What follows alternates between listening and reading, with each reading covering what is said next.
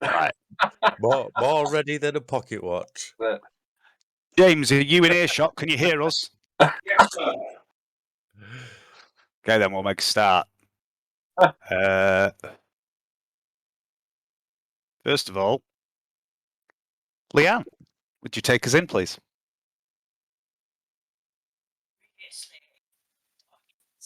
Ooh. Mira, Ramsay, Dick, and Dericles headed down Hive. Oh, I've made a fatal mistake.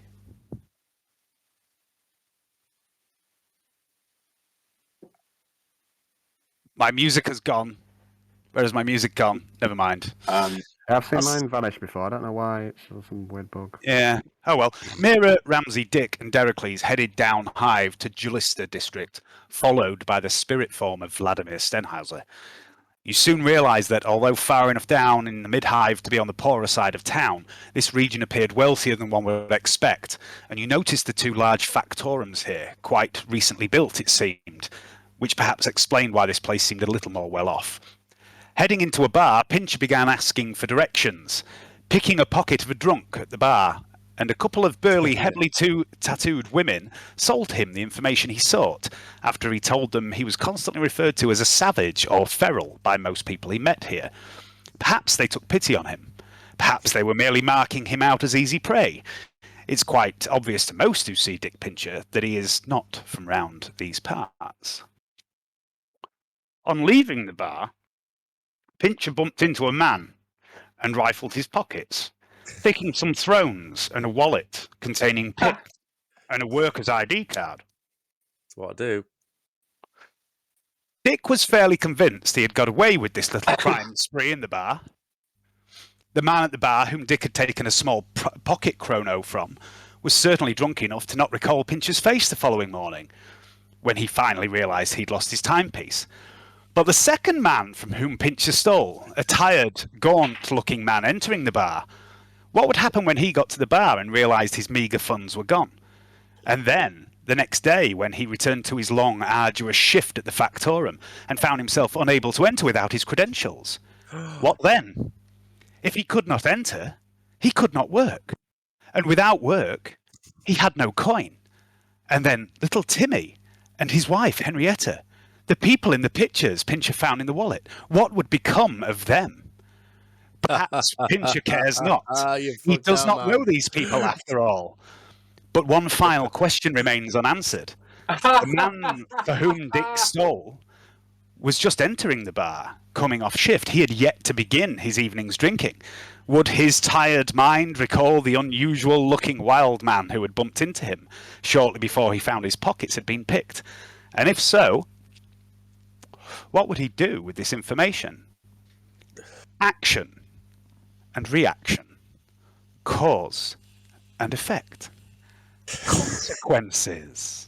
But then again, in a city of untold billions, with hundreds of levels, districts and regions, how would such a man ever hope to find Dick Pincher again? Would he be able to mete out justice? Salesman in the 41st millennium.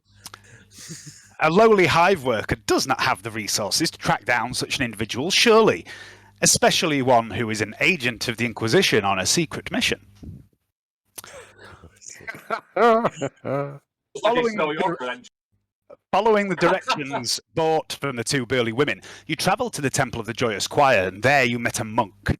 He told you that the service wasn't due to start for an hour, but Dericles explained that they had arrived at Councillor Abrogue's invite. Vlad followed the monk in his ghostly spirit form, and overheard him speak with Abrogue, who seemed excited and surprised that Dericles had accepted his invitation. Vlad nosed around the priest's chambers and found nothing untoward, no reason to suspect that Abrogue or the church were anything other than what they appeared. You began to suspect that Abrogue may be nothing more than a puppet, forced against his will to do whatever evils Theodosia was demanding of them. Abrogue was over the moon to learn that Lady Rains had travelled to this humble temple, and his reaction was one of glee when a donation was placed into his hands. Dericles also gave him a more personal gift, a pilgrim's badge from distant Granithor, which was received gratefully, and Abrogue wore it with pride, Of course, this badge was more than a mere questing pilgrim's badge. The sermon took place soon after. You all took your seats in the rows of pews, save for Dericles, who took his place in the choir, and you witnessed the monks scanning the parishioners as they entered, offering blessings to each who passed by, mentioning joy and trueness. And you saw Maylene Trum, the shy, awkward dressmaker from the party the night before. You heard one of the monks say to her, "There is joy in your heart, sister. We can help it grow." Ghost Vlad sensed a slight hint of the psyche around this woman. Strange that he had detected nothing of the sort radiating from her at the party.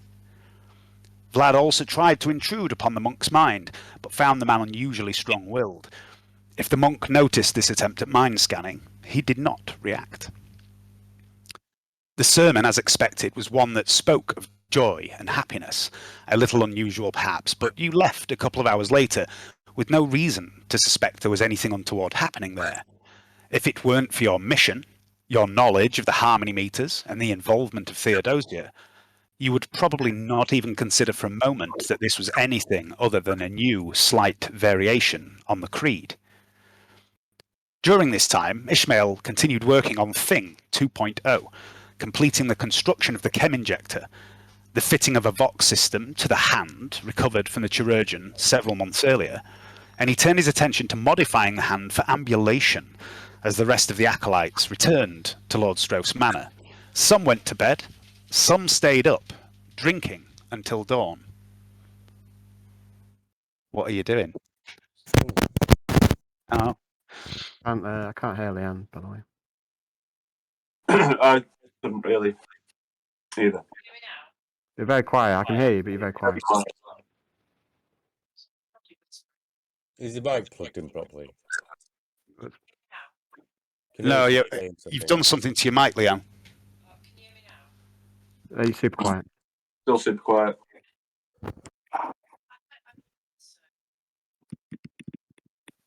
The output sounds?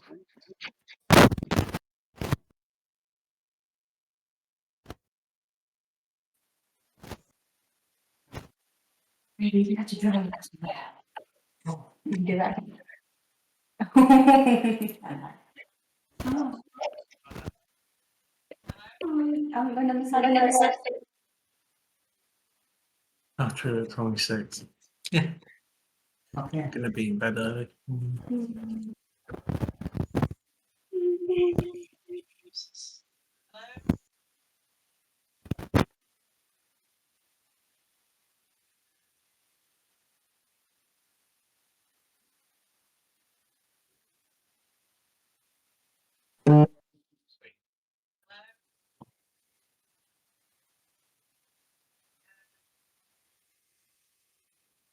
Isn't technology great?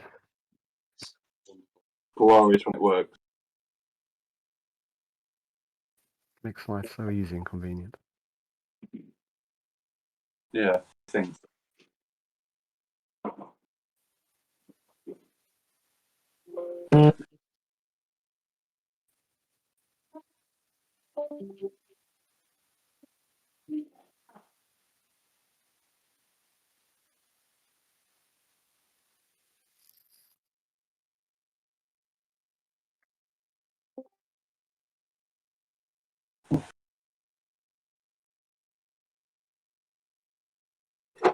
Oh.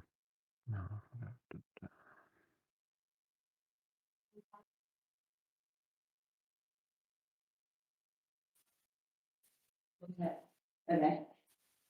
I thought Sonia, my sister said she's at work today and my dad came walking past. He's back in something.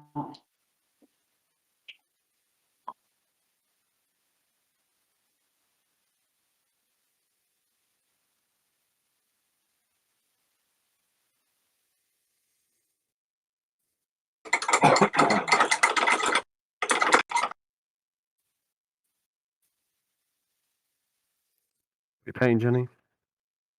Hey, flash gates, I'll show you. Bad rough. It's the same one that I had like ages ago. But then I got new flash gates, so Sarah got me some flash gates for Crimbo. So I don't know if you can see them. Don't know if you can see them very well there. Yeah, I can see him. I've put your screen up to full size. Yeah. Obviously, you can't see the detail, but I can make them out. Ah, yeah. So that's Badrock so far. All cool? And then there's sort of a work in progress. I've been doing them while I've been playing Dark Heresy, so I've been chipping away at them, basically. When myself and Dave had a 500-point game, it sort of inspired me to go, right, I'll pack the next 500 points and do it that way. So I'm reworking some models I've already got and just make them look a bit shinier. So in preparation for a 1,000-point game. Oh, how did that kill team? How did that kill team go against Clem? Went all right. To be fair, if it had gone on longer, because they both one ended about turn 3 and the other ended about turn 4. If it had gone any longer, Glenn would have kicked my ass. But luckily, I scored a lot of points in the first rounds. What were you using? Were you using like Skitaria, or were you using? I was using Marines. My Skitaria Marine. at the moment. Yeah. Yeah, they are, bro. You wanted to play nice, did you? Yeah. Yeah. Played nicely. Left the Scutari on the shelf. Yeah. Well, you know, I've got really horrible thoughts. Bring out the Skitaria. Yeah, I've got. I want to use my Death Shroud. My Death Shroud Terminators. I love to use them in because they're fucking the bend out of shape. Really strong. I'll get them with my electro fucking priest. Yeah, that's what I mean. Yeah, you kill them with those. No, leave your guitar on the shelf. Play nice. I'll leave them on the shelf for a bit. They are broken. Let's get some like near win, and then bring out the guitar in battles. Is the mic plugged in properly, Liam? To your earphones? I don't think they're there. I think they're frozen. I'm sure Dave's all over it. I mean, Yeah. I'm sure that's one of the first things we check. So. Mm-hmm. You never know. No, you never know. Hello. You're so quiet. All right. Leon, is your speaker bit plugged into your earpiece enough?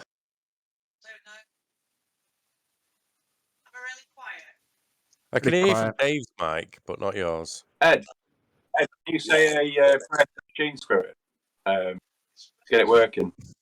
Yes, mate. Done that already before I started. Obviously, the Machine Spirit's... Okay, good work. Yeah. Night off. We should have checked his schedule, for goodness sake. Machines have rights too. True.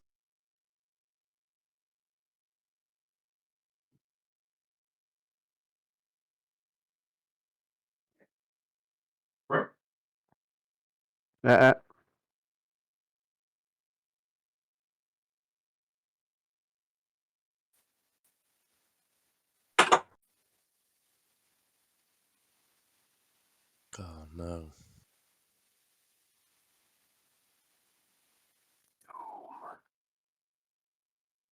Doom.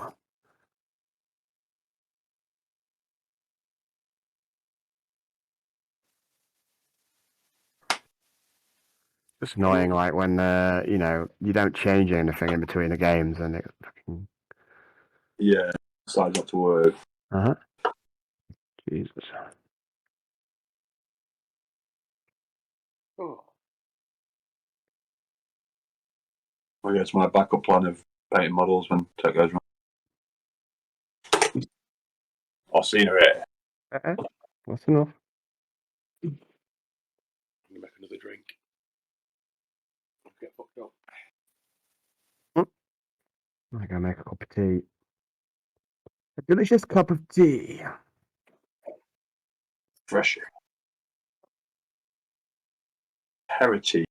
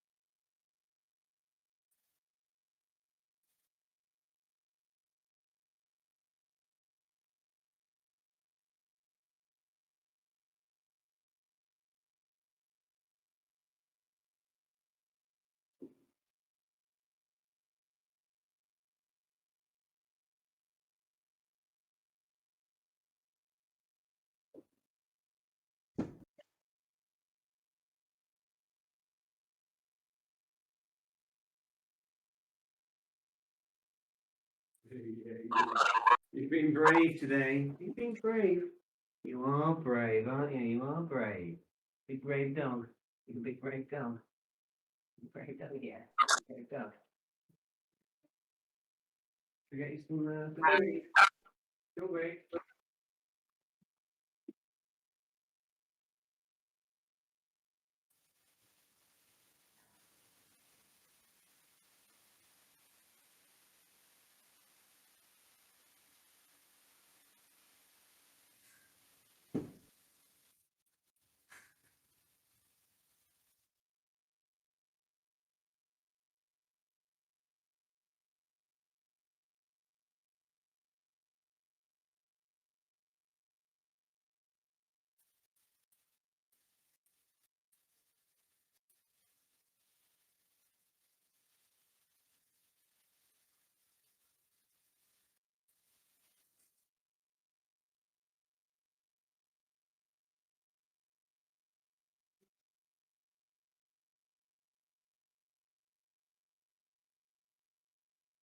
Cheers.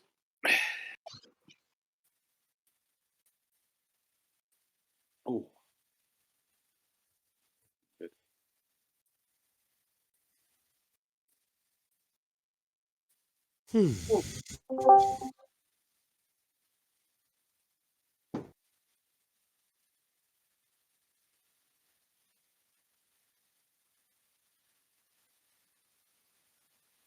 You try your headset in a different computer, Dave? No, because like my headset microphone won't, like Windows 10 on my tower won't acknowledge it anymore. But then I take it out, plug it in my phone, plug it in my laptop, works fine. But Windows just totally, can't even see it anymore. I don't know if it's something similar. Fucking bullshit tower. Have we lost Kingdom? Hey! I have done Hello. nothing. I have done nothing.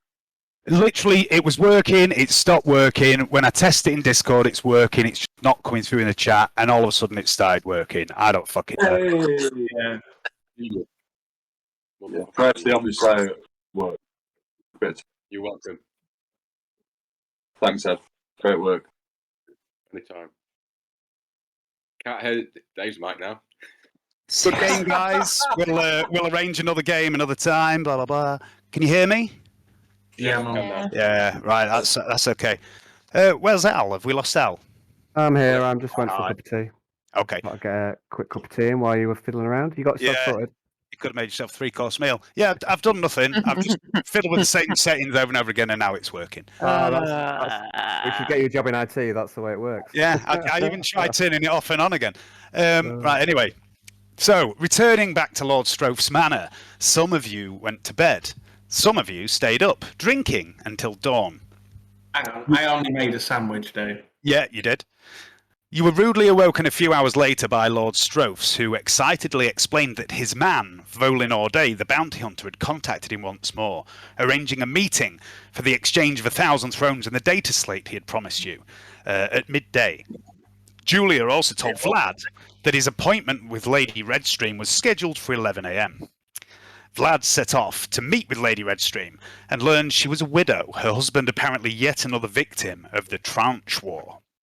She remarked at one point in the meeting that Iacanthos had allegedly been sacked by orcs.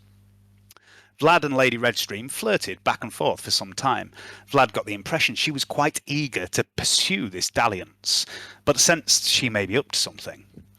Talk eventually turned to religion, and Vlad was invited to attend the Alabaster Court with her ladyship on Thursday.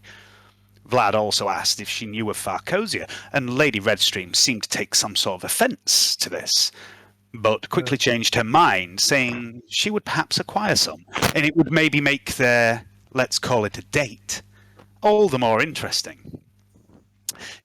Back down in the mid-hive again with the rest of the group in the region known in the Hustle, an old fish market, the rest of the team took up positions around a dried-up fountain. At precisely midday, Volin Orday appeared, moving towards Dericles with his briefcase in hand, and was then gunned down by a man who fell from above, landing on augmetic legs. who snatched up the fallen case containing the data slate, turned and fled, his arm twisting awkwardly behind him, his head rotating 180 degrees as he looked at Deracles and fired, the shots deflecting off Deracles' hidden chest plate. Yeah, all right. Huh? All right. Oh no, I'm just tired. Really tired. It's around 12 p.m. Initiative has been rolled. Mira and Ramsey are fatigued from their late night.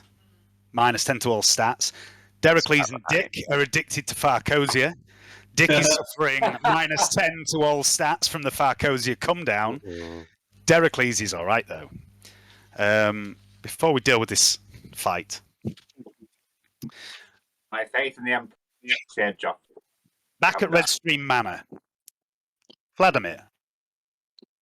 Hello. 2 hours. 2 hours of making small talk and idle chit-chat with the vacuous Lady Redstream. But despite how bored you have been for most of this visit and how the conversation has, for the most part, been trite and uninteresting, it has not been an entire waste of time. No, I've Lady got to get some jelly for Deracles. Lady Redstream has offered to secure some Farcosia and has invited you to attend the Alabaster Court in a few days' time. You got the impression that Lady Redstream is up to something, but you can't tell what. She's accepted your, at times, awkward flirtations and laughed at your jokes. She's brushed aside her shock, Farcosia, and quickly changed her stance to being willing to acquire some. You can't help but think she's trying hard. Despite Lady Redstream being a latent psyker, you have at no point in your time heard or seen anything to suggest that her powers have begun to awaken. Is there anything else you would like to do or say with Lady Redstream before we bring this section to a close? I don't think so, thank you. Okay. You leave the manor. Lady Redstream sees you to the door. And at the doorstep, she says to you, "My Lord Rains, truly it was quite wonderful to speak to you again, and I must apologize once again for cutting our time short, but alas, I do have some business matters to attend to. I'll pick you up from Stroph's Manor on Thursday, around 7 p.m. I understand completely, and yes, that would be ideal.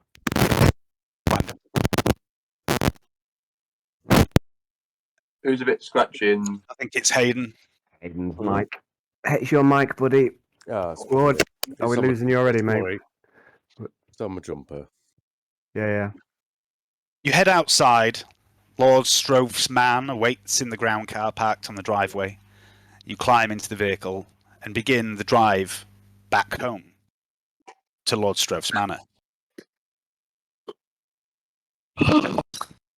Anything else you'd like to do, Al?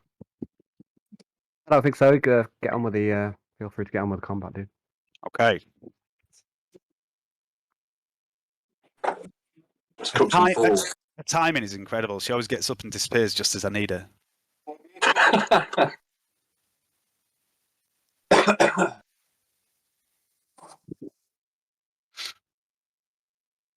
Can you use a fate point to get rid of fatigue? Yeah, I think even maybe D5 ranks fatigue or something dashes it, or Something like that, yeah. I think you can. Same as healing. Or am I just making that up? No, I think you might be right, but it might be a skill that does it as well. I don't know. There's a skill that does healing and fatigue. Is anyone else dropping in and out? Dropping in and out of what? Of Roll20 or Discord? What, you mean audio-wise, Ed? It's free. I think it's overloading with multiple people talking at the same time sometimes. It's free. Not all the time, it's every now and again. You're really quiet as well. So, how do you mean? As in, when you're listening to us, it's cutting out? Just like freezing, when it just goes for like janky signal, but I've got. No, I've not been seeing any of that. Cursed game going on. Cursed game. Oh, not the cursed game. Oh no, the gypsy. The old gypsy woman. She put a curse on us. Oh no. But the So- game is doomed. Fate point uses are re-rolls. You can use one to count as 10 for your initiative. You can add an extra degree of success to a test, recover D5 wounds, or recover from being stunned. So nothing about fatigue. But stims will get rid of fatigue. So this is the map for the combat. Okay. It began with this mysterious assassin shooting Deracles.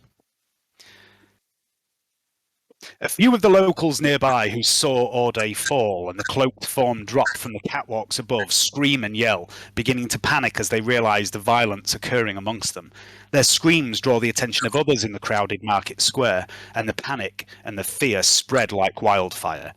The area begins to erupt with mid-hivers frantically darting about, blocking sightlines, jostling into one another. The robed form of the assassin, the man who just killed Volin Orde, snatched the case of intel and begins to flee at high speed, shooting at Deracles. Some of you saw the glint of augmetic legs beneath his poncho-style garment. Mira and Ishmael noticed something else. You saw the man's face. Do you remember? Really?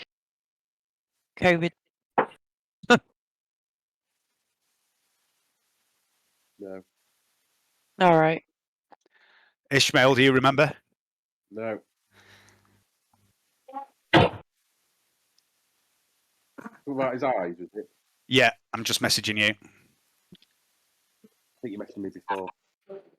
But now I remember you messaging me. There you go.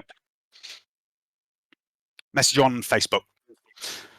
Facebook Messenger. Right. So this is the map as you see it. There's a lot of people around. All ranged attacks, because of the sheer amounts of people on this map, are at -20. If you miss because of that -20, you hit a bystander. Okay. All agility tests for running and charging will require agility tests, which will be at -20, or you bump into someone.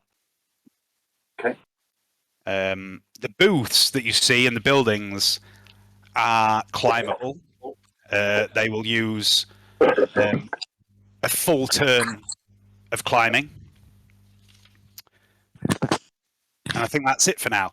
I'm not going to use this map for the combat because there's just too much shit on the map. So what I've done is I've made a simplified version of that map extended, which unfortunately isn't as pretty, but it's much more functional. Yeah, functional. So that's this. Sister Mira, the X next to you. Hang on, I'm not signing to this. Click on I can't games. see it. Oh, it's got a black screen. Black screen. Oh, I know why. I know why. I've I got could be fast, but dominant lighting, I guess. Unlock it. Unlock it for me. There we go. Okay, so the black X next to Sister Mira, that's where Orde's body is. Just kick me out. Theodosia's the chap in with the red circle. So it's the top of the round. Theodosia technically had a surprise round. That was his shooting. But two of you were not surprised. And that was Mira and Deracles. okay. Mira, it's your turn. What would you like to do? Oh, hang on.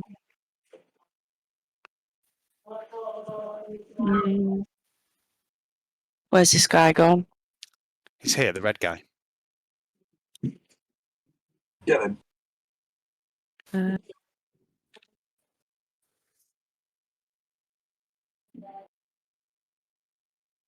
Guess. Doing. What weapons have I got? I've forgotten everything. Brain's gone. Alan. Damn. Anyway, Shoot him? you're shooting him. What are you using? I can't remember what I've got. They're on your character sheet. You've got about 1 million guns. You know. And I didn't bother asking everyone what they were bringing, so you can use whatever. Any combat for age, it feels like.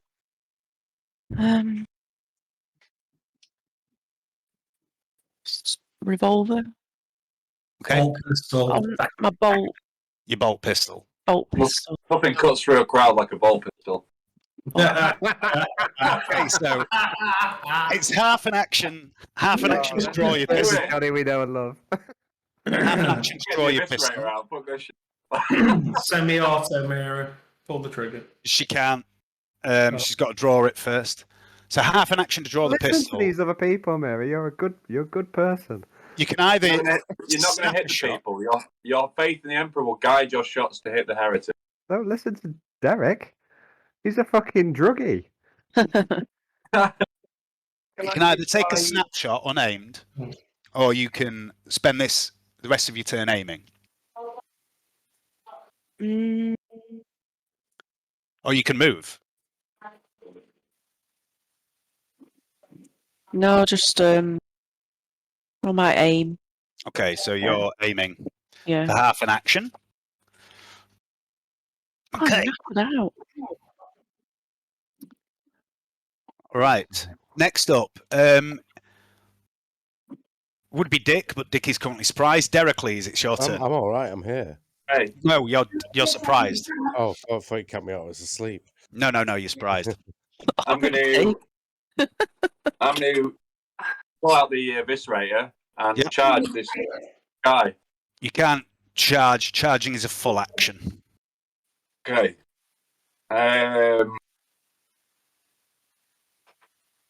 Yeah, I'm gonna get the eviscerator out and then approach him, revving Okay, it. so you can make a move, Okay. or half move rather. Yeah. Okay, so then it's back to the top of the round. Heretic. What's up? Transform.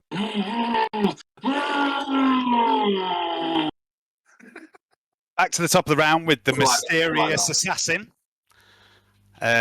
And he's going to do some shit. Oh no, So- not on the church. Disgraceful. Such heresy. It's not a church. Ah, It's a market. Close, but Market. anyway. Right, he is going to move.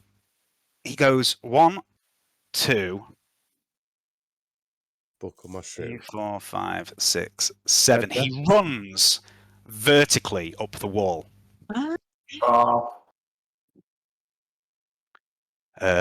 dick. No need for that. Can I try and whip him off the wall? And he leaps Hmm. out of sight onto this roof. Ishmael and Ramsey can probably still see him at this point, and he turns round. He's just made a hell of a move, and he fires a shot at Ramsey.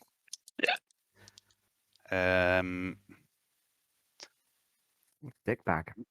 20, 30, What? What's up with me? single shot, aimed, red dot. -10 because I'm weenie. Yeah, and you don't have a monopoly on Dick. minus 20 for the crowd as well. That's a miss. Next up is Mira again. You can't see him from where you are right now. You were aiming. Yeah. If you moved sort of west, you might be able to get a shot on his head, shoulders, Knees and toes. knees and toes. West. I'll do that then. Nasty, eh? Okay. Nasty. So, how many can I move? 3 for half an action. So you can shoot at him, but if it hits anything other than his head or shoulder area, he will get cover off the wall. But Alright. you do have +10, so you've got +10 for a single shot, +10 for aiming, +10 for range, There we go then again. -10 for the crowd because you're shooting up, so +20. It should be -20, but because he's elevated, you wouldn't have as big a chance. What do I do with it? Sorry, fired a weapon in like forever. Ballistic skill.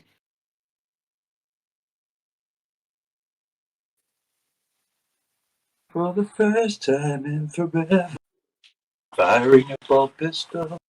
And plus 20.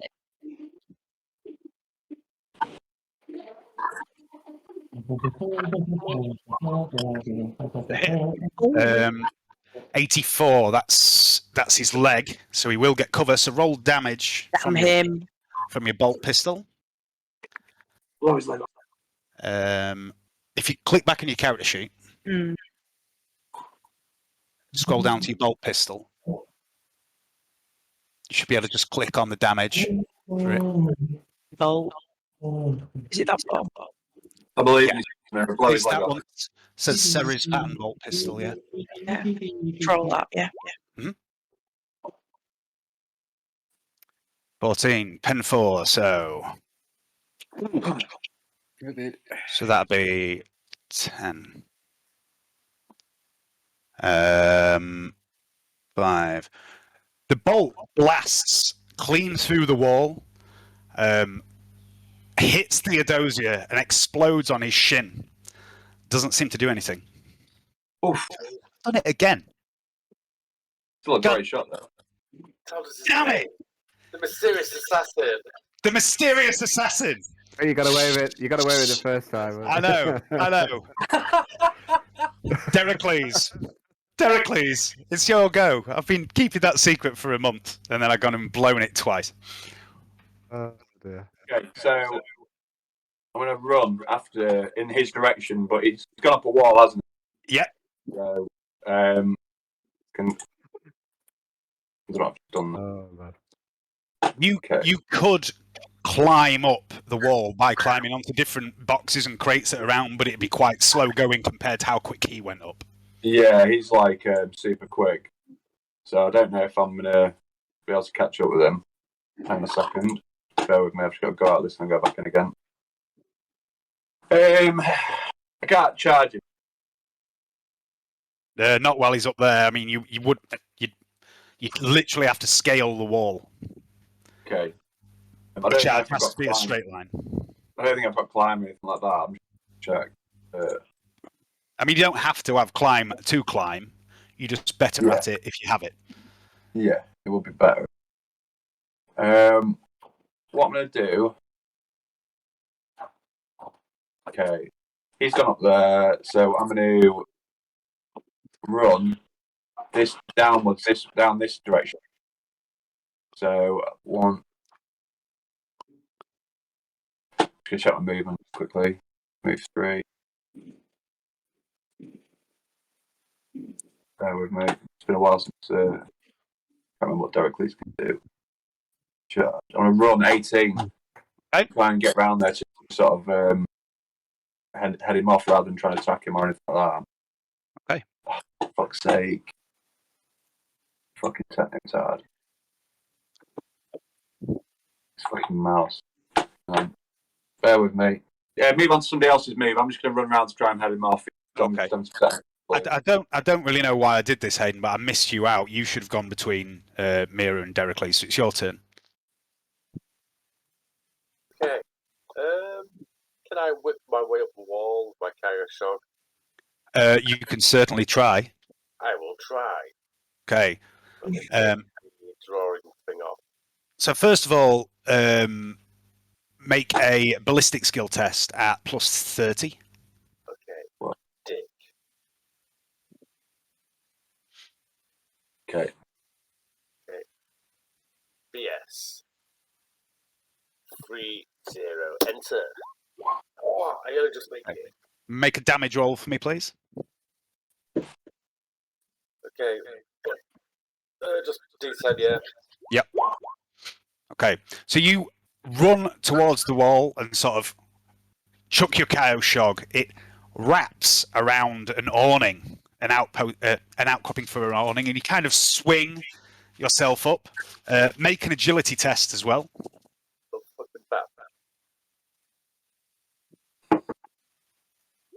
Yeah, this will be plus 10. Awesome. that's fast. I didn't even put And you flip yourself up in true Dick Pincher style onto the wall. And that will be your go. No worries. You can play that game with Theodosia. Okay, so Dericles has run round We there. don't know it's Theodosia. It's not Theodosia. Why would you think Do it's now. Theodosia? Next up is Ramsey, surprisingly low on the initiative order. Can I just ask, does my target selection skill that lets me shoot into combat if I make an aim shot without hitting anyone, can that be used in this situation? Well, he's not in combat at the minute, though, is he? No. I mean, with the negative for the people. No, that's just like intervening cover. That's people moving about, basically. Okay. 1, 2, 3, 4, 5, 6.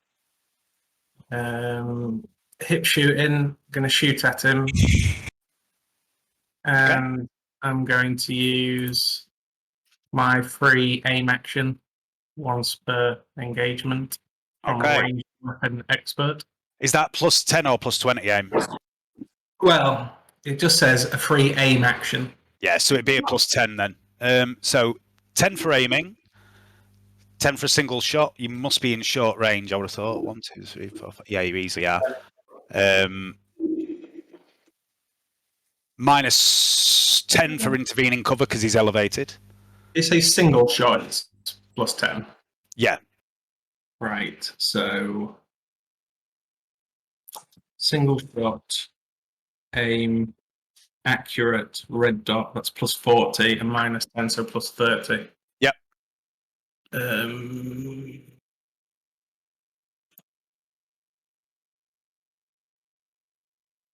Is there any ballistic skill bonus on the Slimline Fadebringer? No. Okay. Oh, like fireworks get off nearby, guys. Yeah, and you loud bang, people setting off fireworks. Okay, so 4 degrees of success. So give me a damage roll.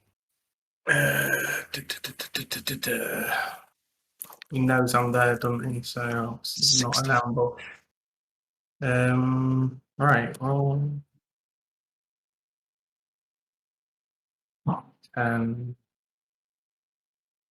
for every 2 degrees of success, it's a yeah. Get another plus 10.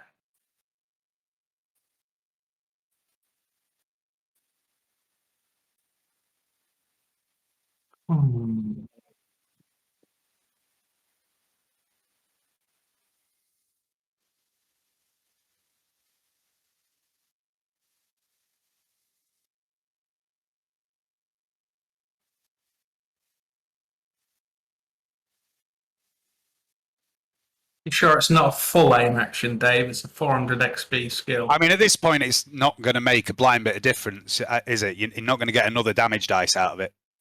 I would. Why would you? Because it'd be 5 degrees. So It 1 would degree. still be 2 extra dice, wouldn't it? Oh, is it? Is it just per degree of success? No, per 2 degrees of success. Yeah, so you've got 4 degrees of success, so that's 2 extra dice, isn't it? Yeah, but that would be... Is it? Oh, okay. I thought it was the original one, that's all I meant. Right, okay. Oh. 17. What app is that? Oh, +4 to app 6. And it's aimed for the head as well. Because there's no negative modifier for it. Yep, okay. 17. Minuses. Armor. Minuses. Toughness. Yeah, your shot catches him square in the body. You do 11 wounds to him. Okay, now. Hang on, body or head? Sorry, head. It's the same either way. Same either way. Doesn't change it. And it's 21 damage because it's +4. So. No, it's 17 damage. 11 damage. Oh yeah, okay. Altogether. Right. Yeah.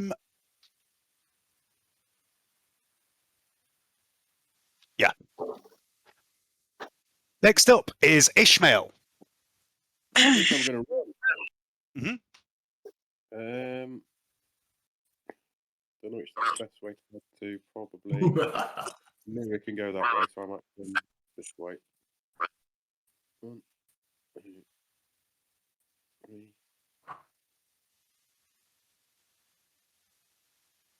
7.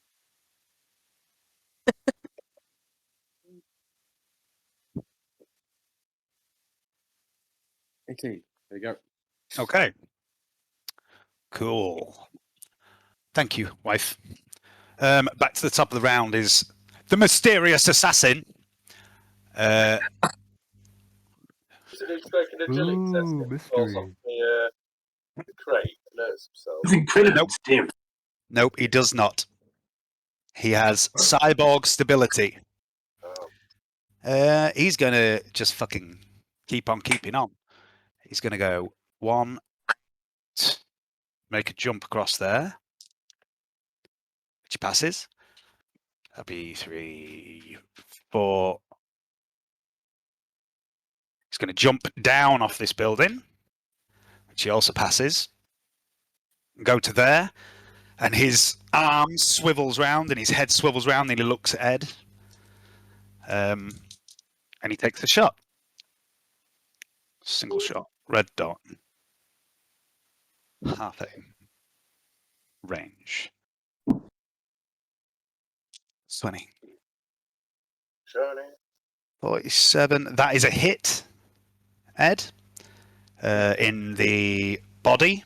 Would you like to dodge? No. Okay. Just showing off now, and with good reason, because I rolled a 1. The shot pings off your chest armor. He's got a really good pistol, and he can't roll fucking damage to save his life. Sister Mira. So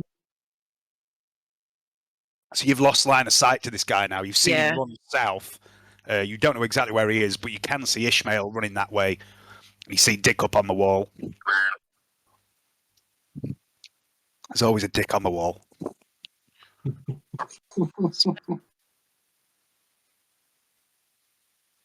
Down. Oh, run. You can run 18, I think. 18? If your movement's 3, it should be 18 for a run, I think.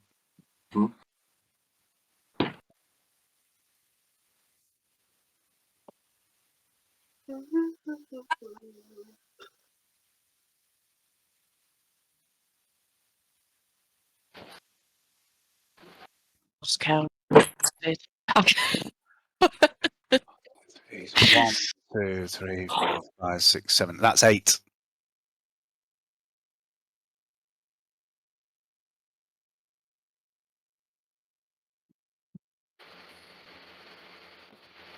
Can't hit him, can I, when I just run? No, you won't be able to shoot now.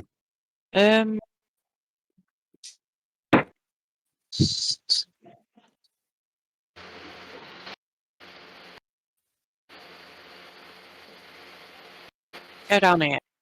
Okay. Mr. Pincher.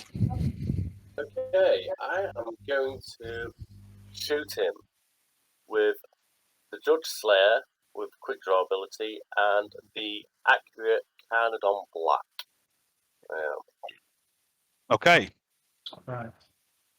So you're doing I forgot what you call it, dual shot thing, aren't you? Not a dual shot. I'm just shooting both weapons. Oh, okay. Right. So you don't get any negatives, do you? Because of gunslinger and all that shit. No. So make a shot with whichever one you want to do first. I'll do the Carnadon Black first. Oh, wait a second, that's not the skill. Get out. I need it. Get out. Cancel. List of skill. Do I get any bonuses? Yeah, so it's plus 10 for a single shot, plus 10 for range, And plus 10 for red dot sight. and plus 10 for a red dot sight. You don't get any negatives from the cover from the other guys because they're not there, and you do have line of sight to them. It's plus 30. Yeah, I'll just go for that. Plus 30, shoot him. First shot counted on. Hits. Okay. He's going to try and dodge that, which he does not. Okay. Roll damage then with counted on. I'll go to the gun weapon. That's like this. Counted on. Let's click damage. Do it. So 9 at pen 2. So that would be. You do 1 wound to him. And then I'm going to shoot him with the Judge Slayer. Yep. So back to kill with. Oh, 1 second. Let me just check out what Judge Slayer. Oh, red dot as well. Yeah, so it'll be the same bonus as before then. I would have had a better one for Canada because it's accurate.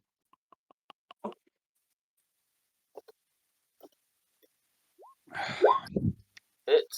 It's another hit. Let's fire the Judge Slayer. You must press damage. Nice.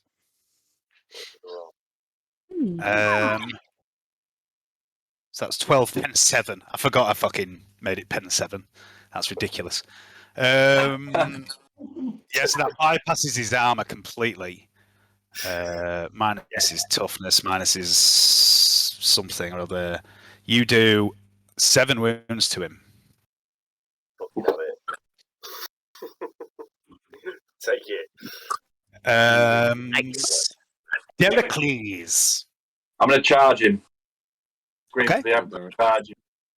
Do an all-out attack. Well, it's a charge. It's not an all-out attack. It's one or the other. I'm in. Okay, with the Eviscerator. Yep. So a charge is plus 20. 20. And he's used his dodge. Yeah, that's plus 4 degrees of success. I got 21. Sorry, 2.1 degrees of success, but I forgot to add the plus 20, so that'd be 4.1 degrees of success. It doesn't make a difference with an eviscerator. So roll damage with the eviscerator. Okay.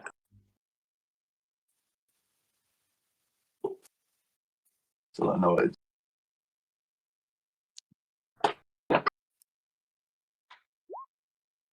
Oh my god. Oh! Why have I given you people these weapons? You hit him in the fucking body. You've just done right. So that's 17 minus his toughness, 12. Strength as well. It's included in the roll. That is 12 wounds to him. No, it's not. Yeah, it is. 12 wounds. Can I just roll a tearing? Got the tearing. Can I just roll that again just to see if I get a higher roll? Yeah, that's exactly what tearing's for. Yeah, I'll take that one. God. That's another 5 damage. Nice.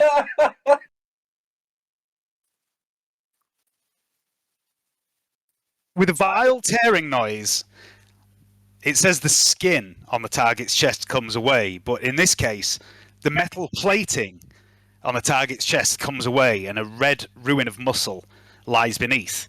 The target must make a toughness test, which he passes. He loses 1d10.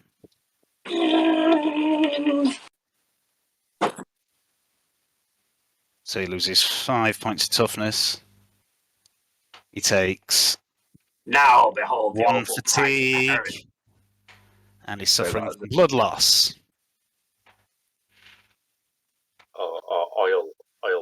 Oil seepage. Okay.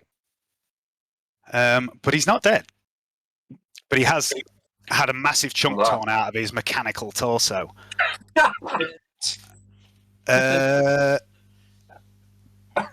Ramsey. Right, I'm going to aim for that spot.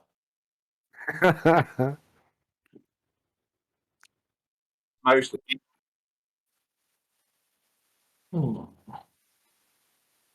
How do you shoot with the gun and include the bomb? Oh well, fuck it. How First do of all, you you do make what, this sorry? skill, and then You there's damage beside the weapon to roll the damage. I'll just click on hit. Oh no, damage. Right. Yeah. So I see. Right. Okay. So half aim, single shot, accurate, red dot, 40. Is there any intervening people still, Dave? Yeah, there is there. So it'd be +10 for range as well, so that'd be +50, and then -20 for the intervening people, and also he's in combat. Combat doesn't count. Oh, it doesn't. Yeah. So it's +30. 30, yeah. So.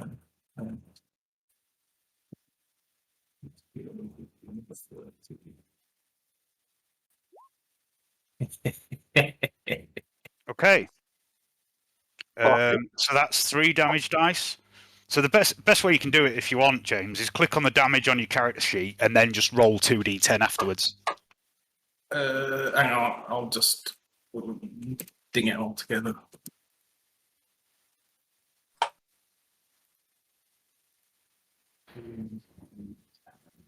That works.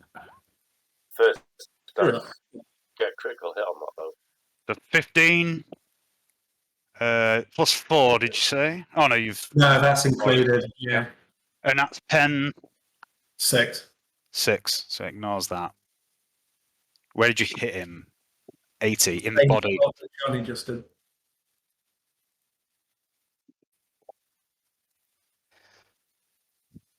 Like The target jerks back from the force of the attack, throwing back his head and spewing out a jet of oil before crumpling to the ground dead.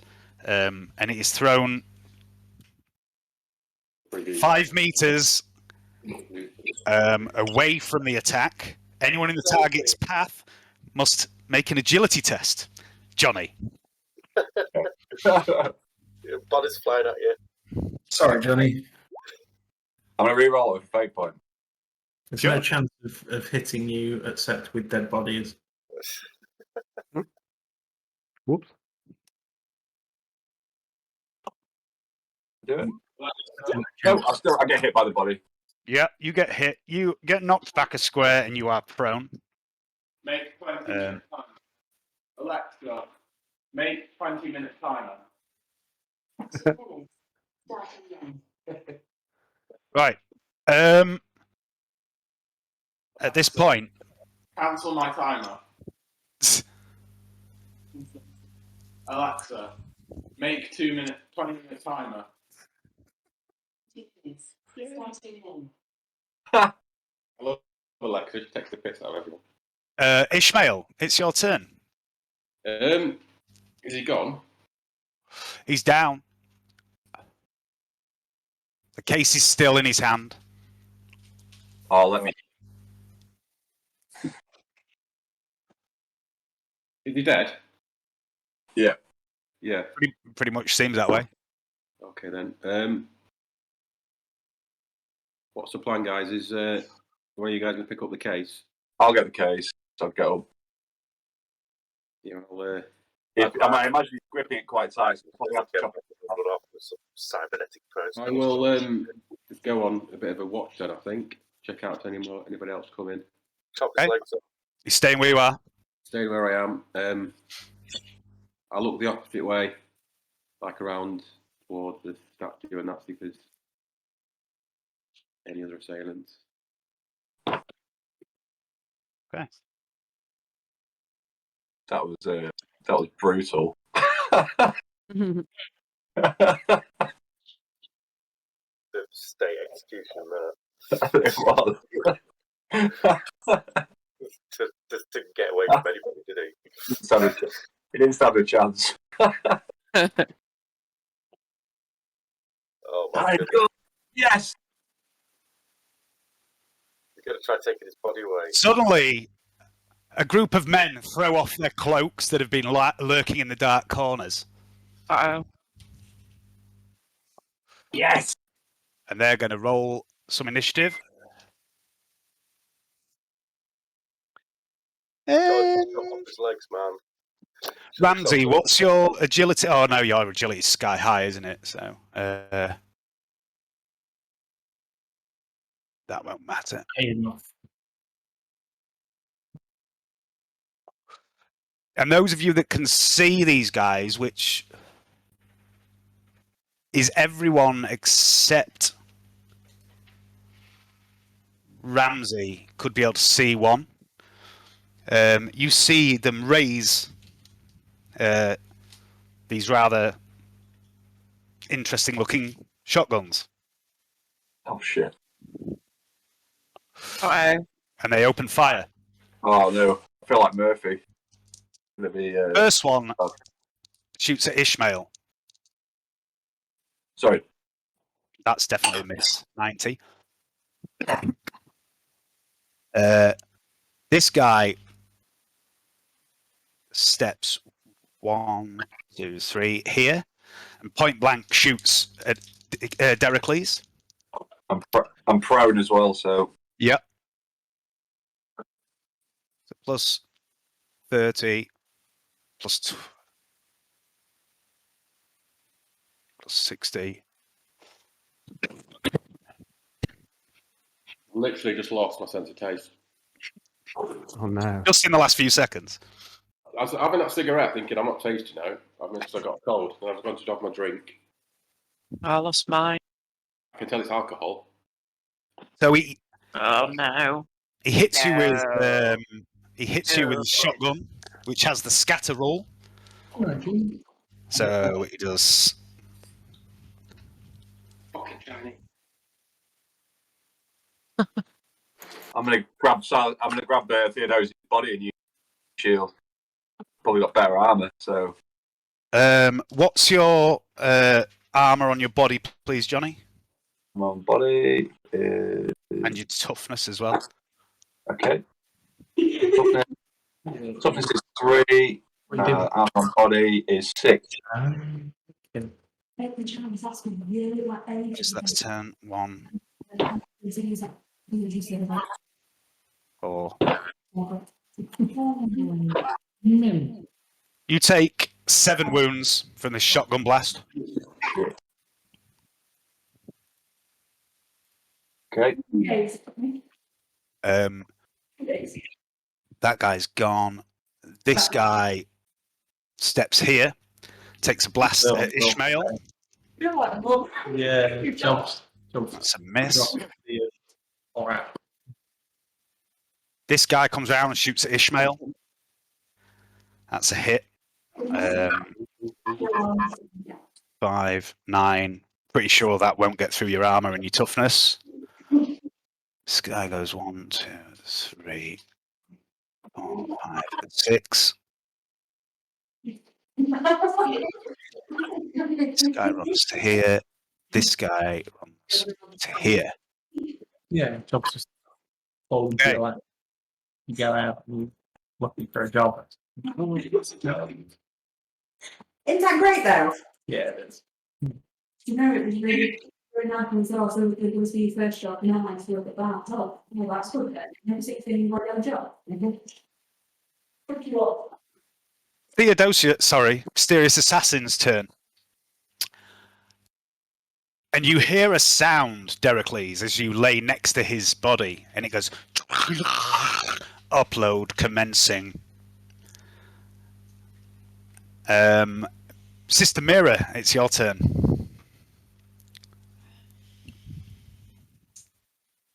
Shot at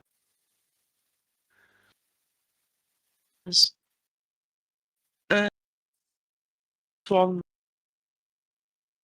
Okay.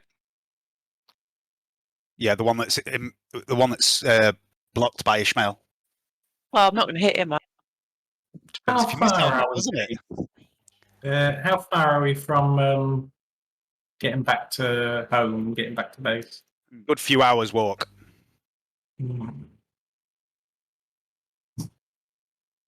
About this other one here. Which one? That one on the corner. Yeah, you've got line of sight on him. He would get cover to the right-hand side of his body off the wall, but his left-hand side of his body is sticking out. I'll have a go on him then.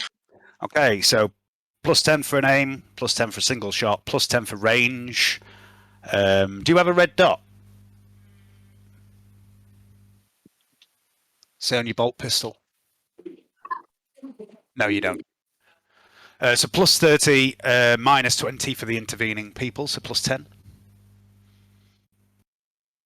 Shoot. Mhm. How much for +10.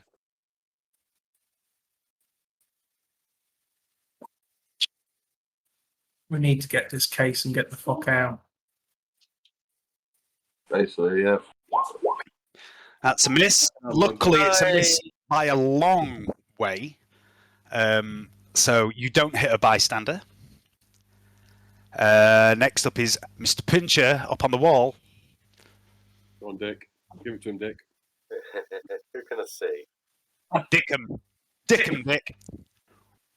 Dickham. Who can I see then? Hit him in the face, Dick. You'll be able to see from where you are this guy, this guy, this guy, and the three that are down here. So it's only this one that you wouldn't be able to see. Let's shoot this guy. Then Which I'll guy? first shot at him. Which one? Oh, that one, yeah. Gonna first shot at him with the Canadon. Okay. So +10 for single shot, +10 for accurate, +10 for red dot. Is that everything? I think I'm so. ranging it as well. Oh, and range, +40. Does it look like he's wearing armor on his face? It looks like he's wearing a lot of armor. Okay, well, I'll aim at his head because I get minuses as well. Being modified, so it's just -10 now. So +30. So it's +40 bonus in total, -10. and then -10. So yeah, +30. That's a hit. He's going to try and dodge. He fails. Roll damage. Pressing it.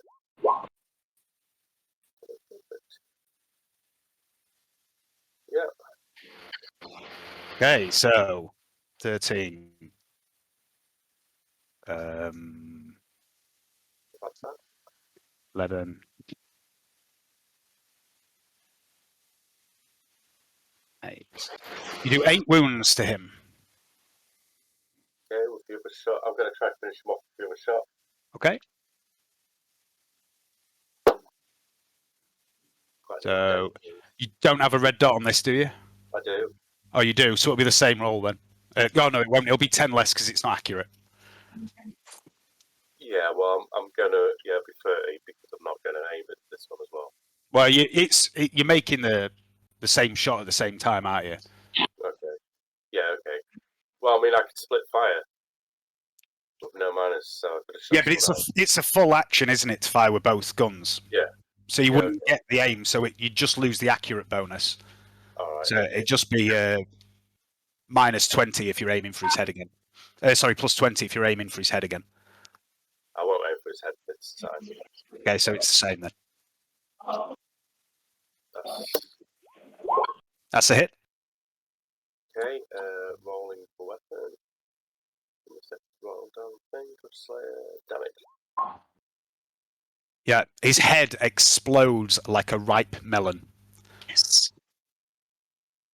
Fragments of flak armor, bone, and flesh and brain splatter the area.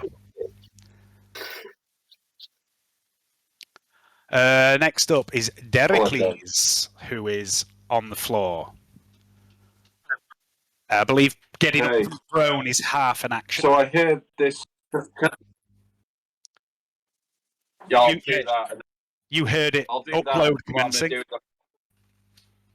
Right, I'm going to do that, and then I'm going to try and chop. Is there any sort of? I'm going to try and destroy the head of Theodosia, because I think, obviously, if that's where the all cognitive things are with it, and the things that would actually be programmed to sort of like upload after his death or whatever, I'm going to try and destroy that to try and stop the upload. Okay. Just through logic. Are you getting I'll up make it first? Sorry? Are you Yeah, getting I'm up getting up. first? I'm getting Okay. up first, and I'll do an attack. So Can I? it would be +10 for a normal standard attack. Yeah. He's prone, so that would give you another +10. Okay. Yeah. Okay. Yep. Roll damage. Yes. This right again. So.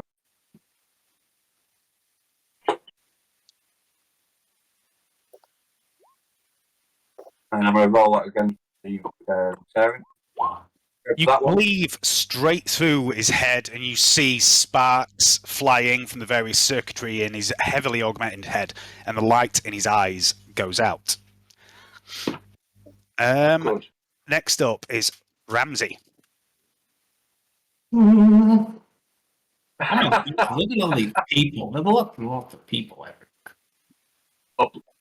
Upload this, heretic. I see this fella. Yeah. Ishmael's just out of line of sight. I'll take a shot at his head then. Okay. So half aim and okay, so aim, accurate, single shot, red dot. Yep, range. So it'd be +30 again, same as last time.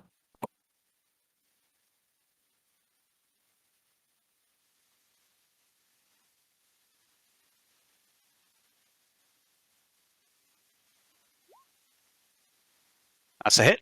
Roll. Hang on, let me see if he can dodge. He cannot. Give me some damage.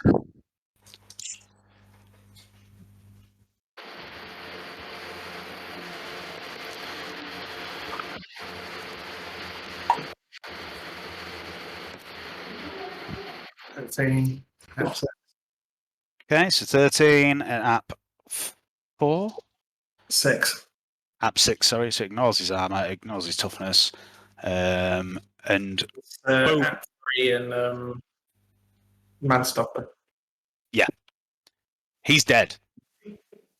Yeah. Next up is these gentlemen. So, same again. The top one is going to shoot at Ishmael again from his position of cover. That's a 38. Would you like to dodge, Ishmael? No. I love this. 8, 12. What's They your got to toughness? contempt for the attacks. Like, no. What's your toughness and armor? My toughness is 52, and my arm. Where's it hit? Where's it hit me? On your arm. My arm is 7. 7. Yeah, the shot just spangs off your arm. It maybe tears your Mechanicus robes a bit. What? This guy steps forward, so does this guy, and this guy. All three of these guys just stride forward, shotguns blaring into Ishmael. They've obviously recognised the threat here. The first one. You are shitting me. His shotgun jams. The second one. What is he even rolling? +30, +10. Yeah, +40. Second one hits. That's 3 hits from the scatter roll. So that's a 9, a 3, and a 3. The 3 doesn't do anything, I'm fairly certain. 9 + 4 is 13. Minus your armor, minus your toughness. That does 1 wound. And the third shot does the same, 3 hits.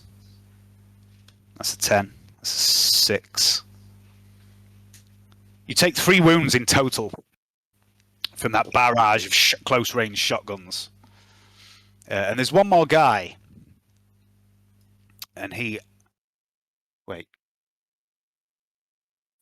He steps closer to Dericles. and at point blank blasts him again with the shotgun. Okay. Plus I'm 40. going to try and dodge. When... Yeah, you really should. Yeah. It's a hit in the 51s. Body. Isn't it? Not, I can't remember. I used to there you go. memorize. I dodge it. I roll out the way. Get out the way. Yeah, you step nimbly to the side, avoiding this close range shotgun blast. Ishmael, your turn. We've not discussed my weaponry. I'm assuming we're going to say that I've got the staff variant all the time. I assume you have, yes. Is it half an action to change it, isn't it? It's half an action to switch it between its forms, yeah. It's Okay, currently so in what? staff mode.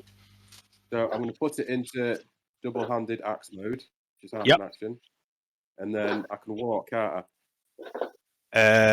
So it'd be half an action to put it into that mode, and then, yeah, half an action to move forward. I? My normal movement, yes. If I go there. Yep. Okay.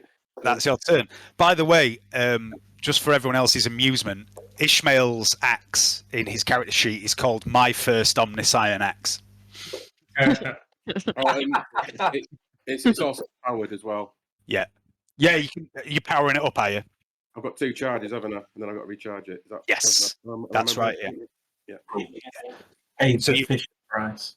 So as you stride towards these guys, they just see this heavily augmented man wielding a staff, and as you step forward, the blades spring out like a fan either side of the cog shape and crackle with energy.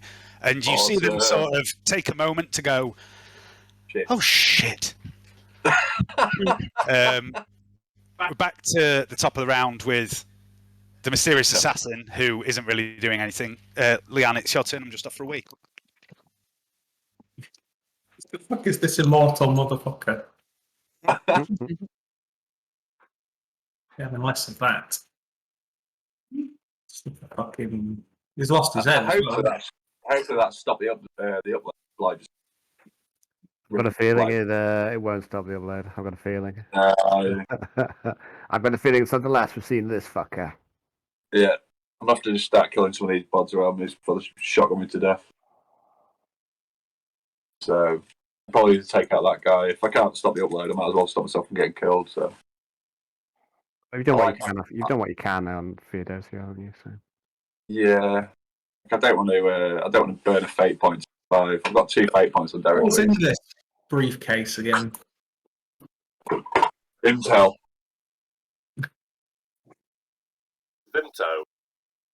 Vimto, yes, that's right. Space very rare. Very dilute Vimto. 40,000 year vintage. It is 40,000 year vintage. What's this? Ploin juice? Are we discussing ploin juice right now? No, it's just what's in the case. I said Intel, and then she said Vimto. Oh, right. I said I was like 40,000 year old Vimto. Refresh my memory, Dave. What's in the case? Which is more valuable, I think. It's a data slate that contains, according to Volin Orde, contains information that links the Joyous Choir to the Magistratum. Okay. Right, yeah. Let's shoot this one closest to me. Okay.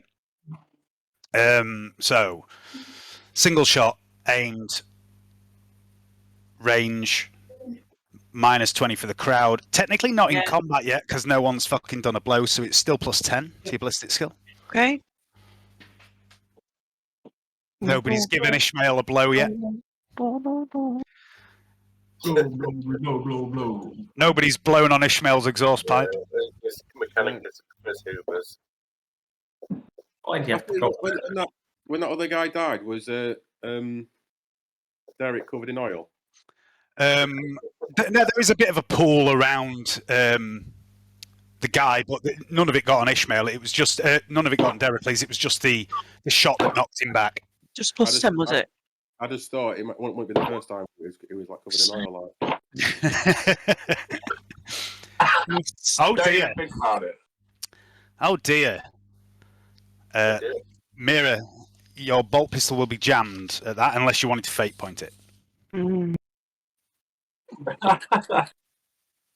How many fate points do we have? You have 2 fate points. Nah. Okay. It'd be a good well. At Yeah. this point, Derek realizes. Yeah, do it, Mira, because it'll free you up and hopefully you won't jam and then you can fire next turn without penalty. Otherwise, it's going to cost you time. Unless you got a better use for it. All right then. You fate point it. Go on. Plus, it's not just a jam; it's a 100, which, as we all know from Alan's campaign, Was it? is a bad thing. Oh, I didn't see that. Yeah, it might be worse than a jam. You wouldn't know until you did it. Right. So, re-roll it then, using a fate point. I'd re-roll it. It might involve weapon death. I've I was learned just gonna something swap from. but I've got plenty of weapons. I'll just swap. Yeah, but it's a bolt pistol having a critical failure. And if there's one thing I've learned from Alan's campaign, it's you re-roll a critical failure whenever you can. Yeah. Especially with a weapon that fires fucking high explosive miniature rockets, basically. Got another bolt. Sorry? That's better. Got another bolt. It's not the pistol that's the problem, it's what happens to the jammed ammunition while it's in your hand you want to be worrying about. Yeah, so that's still a miss for your intended target. Yeah. But it doesn't jam. You do, however, hit a bystander. Would you roll damage, please? Oh, Mira. Yeah. Your sister Mira. One less to worry about. Hey, you told me to do it. I want you to roll twice for your damage as well, because it's got tearing. On where it says damage. Down. That one. Yeah. Do it twice. Well, the has died in the Emperor's service. The first one's the highest, and it's a 10. So I would like you in the chat to just just make another ballistic skill test, please, at plus 10. Too tight to care. Too tight. Luckily, that's yeah. But it's still enough at 15. This ordinary civilian running past as Mira takes aim. Oh well. Maybe with a tongue out in concentration, and for the Emperor. And this innocent soul running through the market just detonates and showers the area in gold. Shit, should have got out of the way sooner. Like we've been at this a while. I would like you to make a willpower test, please, Mira.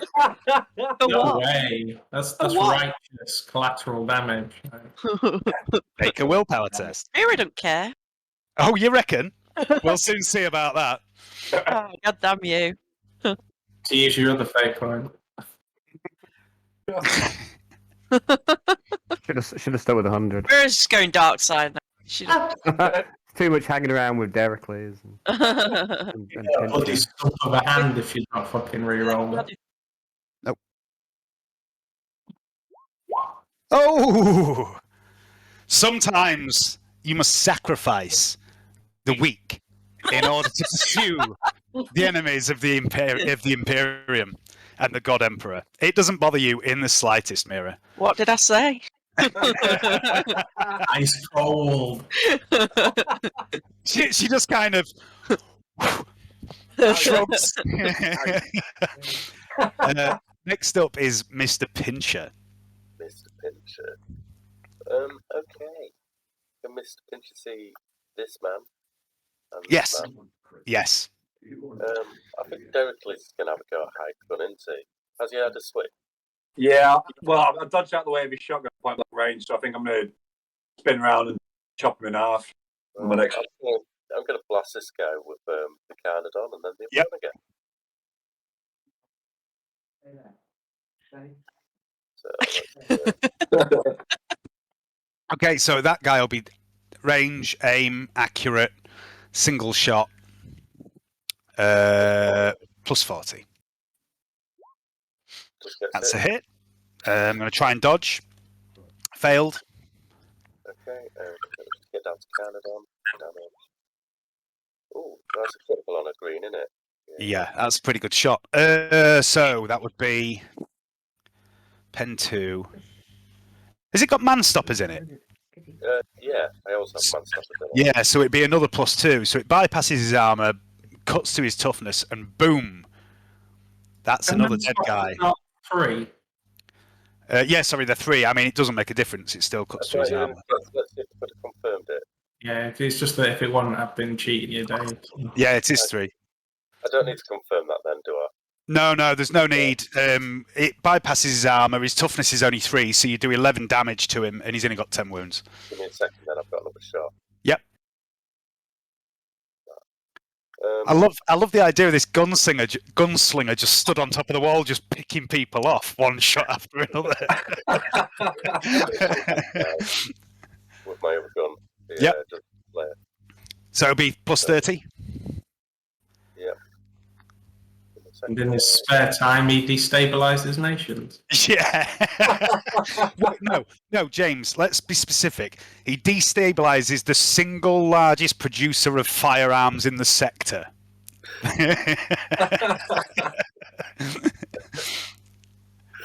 That's a hit. That guy's going to dodge as well. He fucks that up. I just rolled 59 twice for a dodge. Yeah, roll damage. I'm just there. You need to wrap this up and get hunting dinosaurs on a random moon.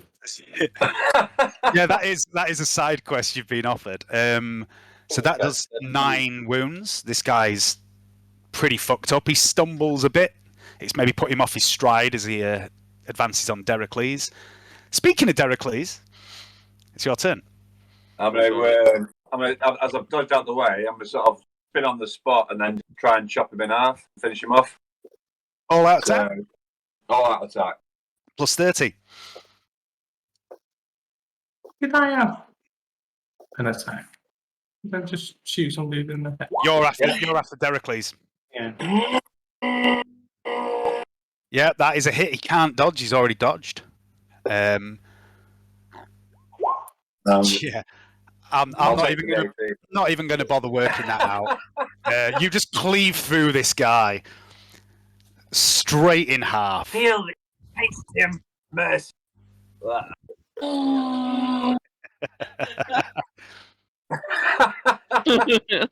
Ramsey. Right, I am going to call my G's. I'm going to try and radio in a try and get us pulled out. Okay, so you do have a combead. Do you have a long range Vox? I don't know if I got one with being part of the crew. You're calling for fucking your task force? Yeah. And I want an extraction, Dave. Oh, okay. Let's have a look. See if you've got what you've got Vox wise. You've got a hand Vox. That's got a bit of a longer range than your combead. You might be able to call on that, but the hive is incredibly dense, so it might interfere with the signal. If you can find a terminal, you could plug that in, or if someone's got a longer range Vox, you could maybe use that. I can ask. Has anyone got a long range Vox? Not on us, I don't think. No, I don't think I have. No. There might be one at the bottom of a river somewhere.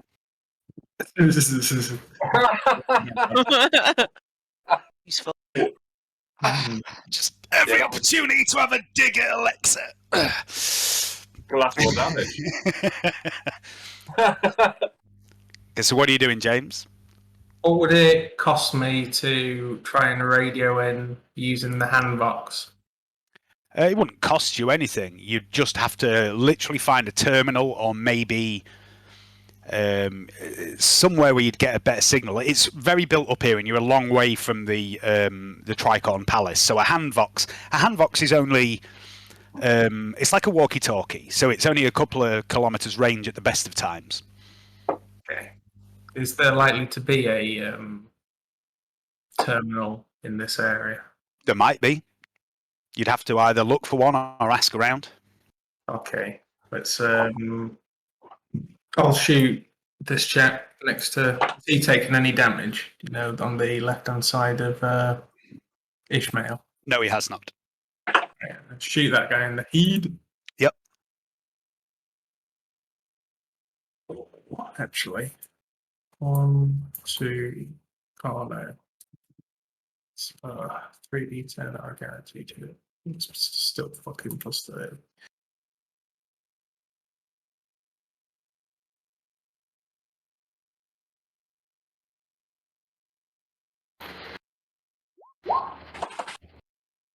Yeah, that's a hit. Hey, babe. He's going to try and dodge. Got the Heresy does not. buildings as well. Oh. I'm not going to bother working that out. That guy is dead. Ishmael. I'm going to all-out attack the guy in front of me. Yep. So plus 30 from all out attack. Come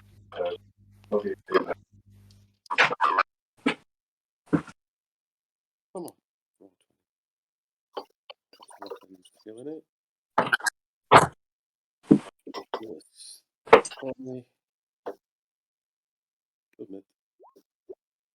That is a hit. Failed his dodge on a 68. Roll damage, please. So this is. Where is it? This is the first use of my first Omnissiah's axe. Right, if I click on damage on it, I can do it from there, yeah? Yes. So it's powered. It's the bottom one, Yeah. but it also has an extra +2 damage and pen. Oh, I'll just click that. So it's 14 damage, pen 6. Yeah. He's fucking toast. You just hack this guy diagonally in half with your axe. Top of the round. Sister Mira again. And you get one guy left. Yep. Should introduce more. Just make sure. Okay. Somebody get the briefcase and get the fuck out of here. Yeah. So you're running to there, are you? Yeah. Can I got my weapon? Yeah. Can't do any. No, I mean that's not. If you wanted to run, you could move further than that. It's. Hey, them guys didn't attack me. Oh yeah, you're right. They didn't. They should have gone after Ramsey. So the first one. Oi. The first one drops his shotgun. The one you've just killed drops his shotgun, which was a knife. Because he hasn't got anything else, and he just screams as he stabs you with the knife. It is a hit in the head. Would you like to dodge or parry? Cat. Okay. He does absolutely nothing with his knife as it just bounces off your chromed head, and then he gets bisected. The other guy, who is in combat with you, goes, "Fuck this!" and he begins to run. And you get an attack of opportunity against him as he runs. Okay. Do that then. How does that work, Dave, with the double-handed weapon? It's just a standard attack, so you just get a +10 to your weapon skill.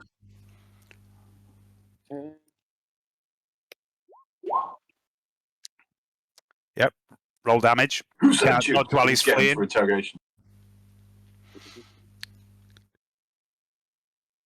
Mysterious assassin. So that's 9 at pen 6. You do slice him, but you know he surprised you maybe with his sudden instinct to run, so you don't get a full-on hit on him. He goes 1, 2, 3, 4, 5, 6, 7, 8, 9, 10, 11, 12, 13, 14, 15, 16. So he's fucking run off somewhere. You don't exactly know where. You've all lost line of sight on him, but he flees. So that would bring us to the end of the turn. Sister Mira's turn doesn't really matter in that case. Where's the briefcase? Still on Theodosia's, the mysterious assassin's hand. Rage. As the last of the shots ring out and you hear the screaming of people fleeing the scene, you hear somewhere in the distance sirens. The magistratum are on their way, responding to either the sounds of battle or having been summoned by a citizen. What would you like to do?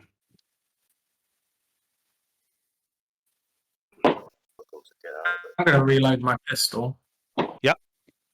That's a good point. Reload mine as well. I grab the shotguns. Okay, so you can reload. Yep, you're out of initiative order at the minute. I'm going to go and pray over that dead citizen.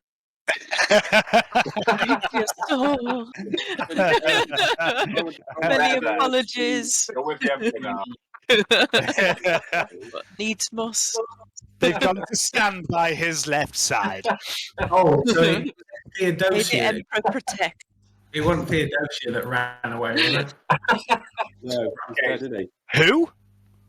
Mysterious assassin, you mean? Yeah, you mean mysterious assassin? No, he's dead on the floor next to Dericles. I'm going To to walk suggest, over I can harvest, Dave. Yeah, You what? Sorry. I'm going to walk over see if I can harvest from him. Yeah, I was about to say, I suggest you loot him. There's quite a lot on him. I would like you to make a search test and an awareness test.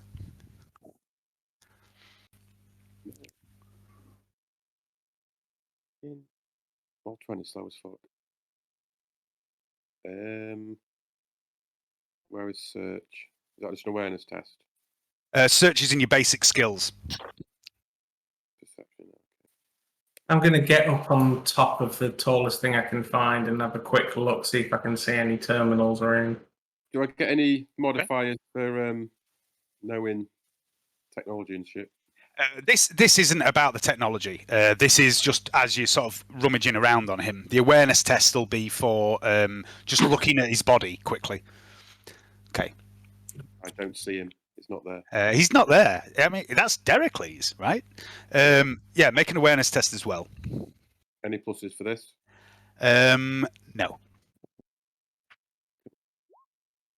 Okay, so this mysterious assassin, from what you can see, is nearly entirely augmented. His eyes, his skull, his skin. I mean, you've got subdermal armor of a degree, haven't you? You've got the machine trait. This guy has it too, but it's much heavier duty than yours. You notice his arms have like a full rotational effect, like Lego Men arms. You notice his head can spin entirely. His legs, his augmetic legs, have spikes in the heels that can come out. That's how he ran up the wall. This guy has some really fucking fancy tech. You're pretty certain that this guy is either Mechanicus or was Mechanicus or has some very, very useful connections to the Mechanicus. In game terms, his cybernetic body is +5 app at all times, and it's immune to blood loss. He has double-jointed limbs, which give him a couple of extra abilities that I won't go into right now. He has bonuses to climb. He also has on him very good quality, best quality auto pistol that's loaded with man stoppers. There's some extra man stoppers for the auto pistol in his pockets. But the most interesting thing you find is built into the forearms, and they extend out through the palms of his hands. And he appears to have a pair of powered blades that can be extended out of his hands. And Johnny was really lucky he didn't get a chance to use them. Okay, I'm going to set the lock. And You're just going to pick him up. Pick him up and offer out the gun and the round. Nothing to bag. Whoever wants them. Okay. Who wants a gun in the round? Who needs them? I'm okay. I'll have some rounds. Not so bothered about the gun. They are auto pistol rounds. Oh, I don't know if I've got another pistol. Yeah, I'm not bothered about the gun round. So, just gonna make a note. It is a best quality auto pistol, so it's got like a permanent +10 ballistic skill. Wow. So you hoist Theodosia up onto your shoulders. The assassin, you mean? The mysterious assassin. Yeah. Is anyone else doing anything? Ramsey, make an awareness test. Oh, give me 2 seconds, Dave. Oh, Jesus fucking Christ. When I put my two-handed my eviscerator on the ground and kneel, and then say a quick prayer to God, thanks to the God Emperor for protection.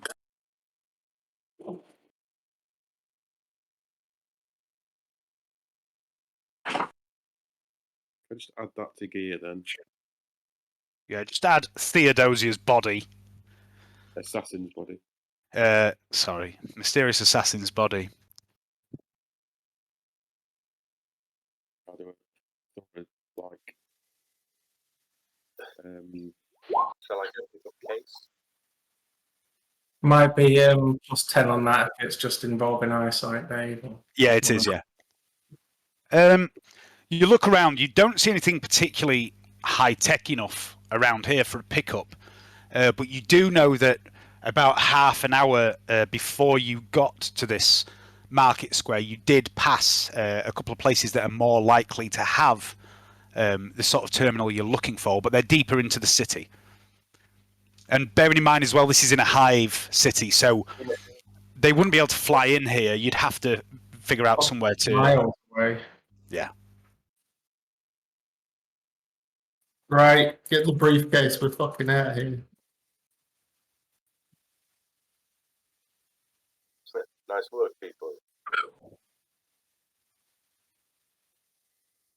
Okay. So what are you guys doing? Start wiping the gore off my eviscerator with a rag. Who's taking the case? I'll take the case off. Keep all of the case. Make a toughness test at -6 now. Do you guys want to head to the nearest terminal to try and radio in an extraction, or do you head home and try and just maintain cover? I might be able to find a terminal with my technological skills. Yeah, you make a tech use test, and also one of you, I don't care who, one of you roll a D100, please. Someone else. I'm doing it. Good luck.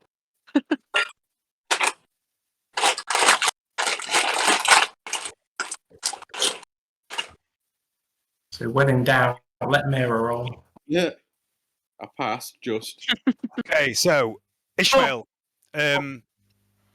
similar sort of thing to Ramsey. You reckon this place is quite low tech. You think a communication terminal, the last district you were in before you got to the hustle, is more likely to have a communication terminal that you can interface with. Okay, I'm going to tell the guys we need to head that way. Okay. So it's going to be a 30-minute walk to that district. Any sign of any local law enforcement, by the way? Yeah, you've heard the sirens of the Magistratum. They're on the way. Right, get out of them. Yeah, okay. So you quickly scamper away from the area. I'm going to walk like I've not got a body over my shoulder.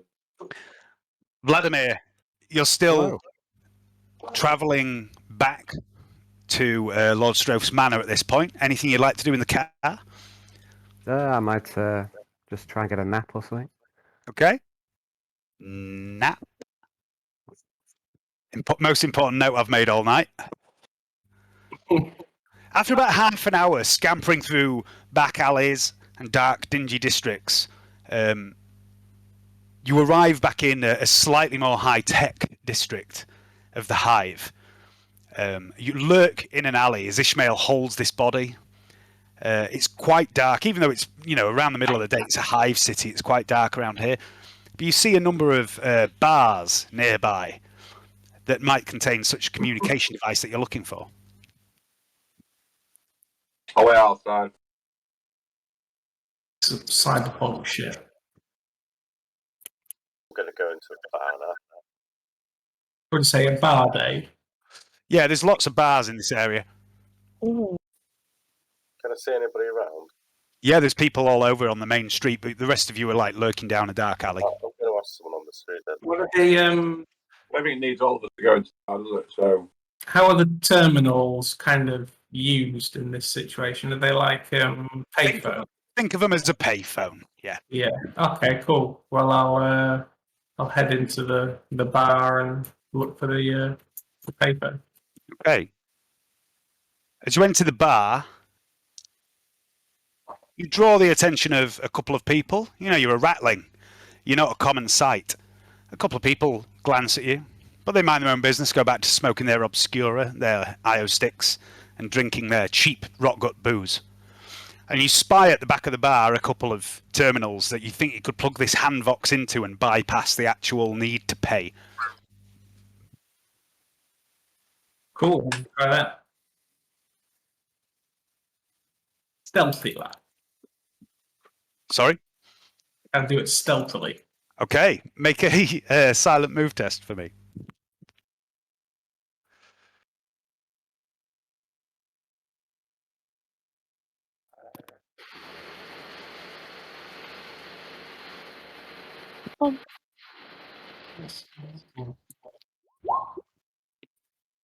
Maybe it's your height.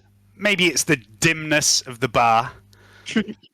But you easily weave your way around the day drinkers and the obscure addicts, dodging a few stumbling people, and you're pretty certain that no one really paid much attention as you reach this Vox terminal.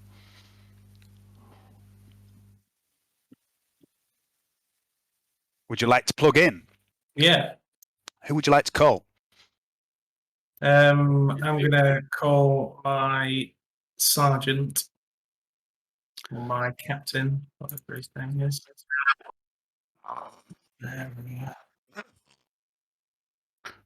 Or maybe we should. Right. Well, I'll try. What's his name? See if he can order transport. The chap whose place we're staying at. Lord Stroph's. Roof, yes. Okay, so you.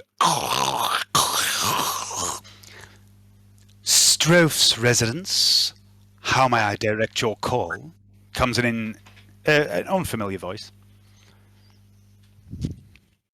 This is Ramsey Wallace, guest at Stroph's residence. We require immediate extraction from. I'll give them my location.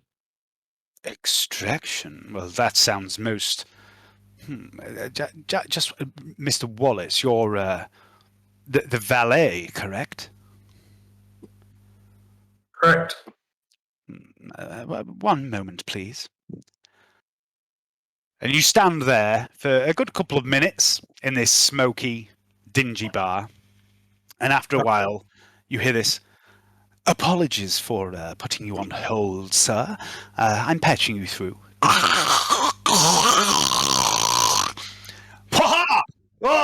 Jolly good show, Wallace. Extraction, eh? Just like back in the old days. Tell me, where do you need a pickup from? Right. Can I extrapolate where I am? Yeah, you'd have seen signs saying roughly what direction roughly what district you're in, so you can tell him that. Yeah. And he says to you, head east. Just 1 second. And you can hear some shuffling of papers in the background. He says,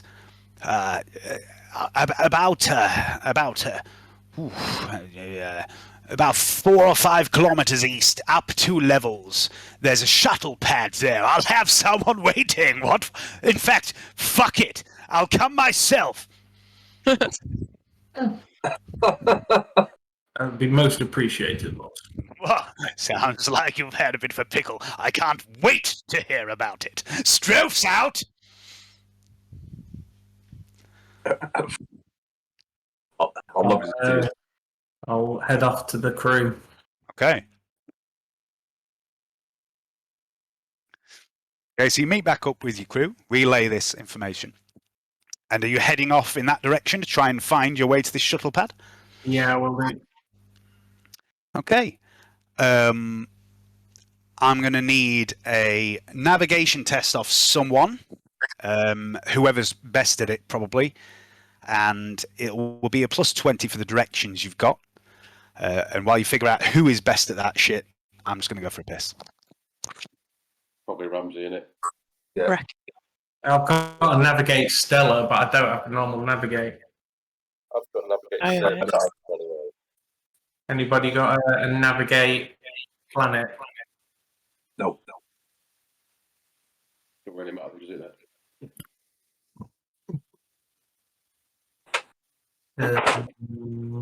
Yeah, I don't know if I can use survival to do it. Let's have a little look. What about Dick? Has Dick got navigate? Okay, well, it's only at 28. It's only surface. You say surface? Yeah. Yeah, I think that's right. Surface at 28, and then I've got survival as well, 28. Tracking at 28.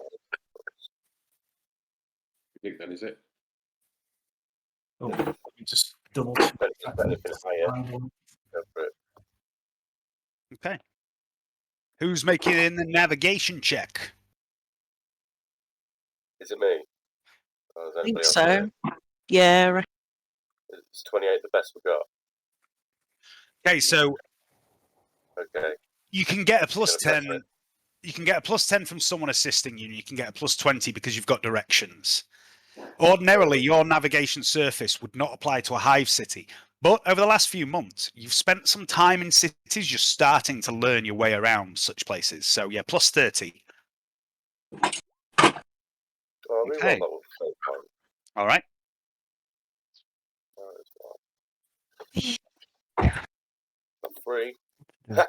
I get us pretty lost. You don't get lost, but you maybe do a little bit, and you double back a few times.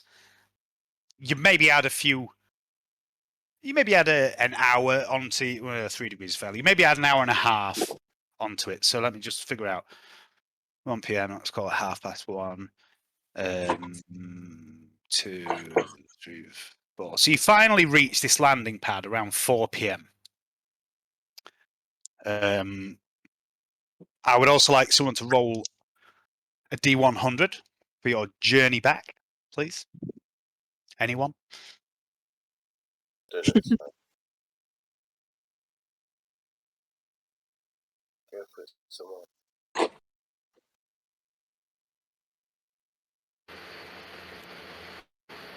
81. Okay.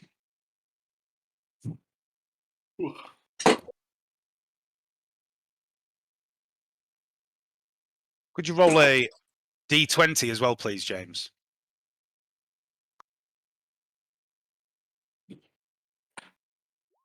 $18. Have I just shut roll 20 down? I have. How did I manage that? 18.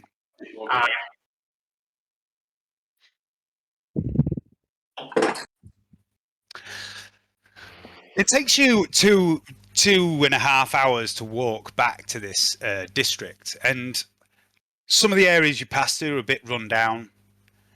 You're right on the edge of the mid-hive here. It's not the best place, and halfway into this journey, you feel the ground begin to rumble and shake around you. Word. It is a hive quake. I would like everyone to make an agility test at plus 10, please.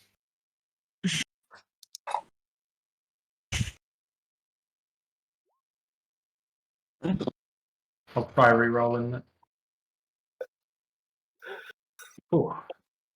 I I meditate and hop off the floor while this is happening. Don't get my fate point back.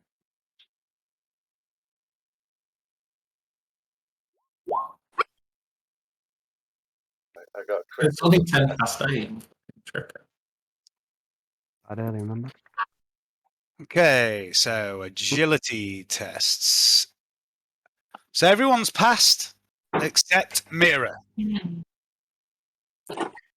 Just cannot roll. I mean, you can fate point it if you want. I'll just fall over or whatever. All right. I think you'll probably Someone pick me up. Mira, at some point as you're going on this journey, the ground opens up below you. You fall. And you fall 2 levels. Oh shit! Oh my god! Great.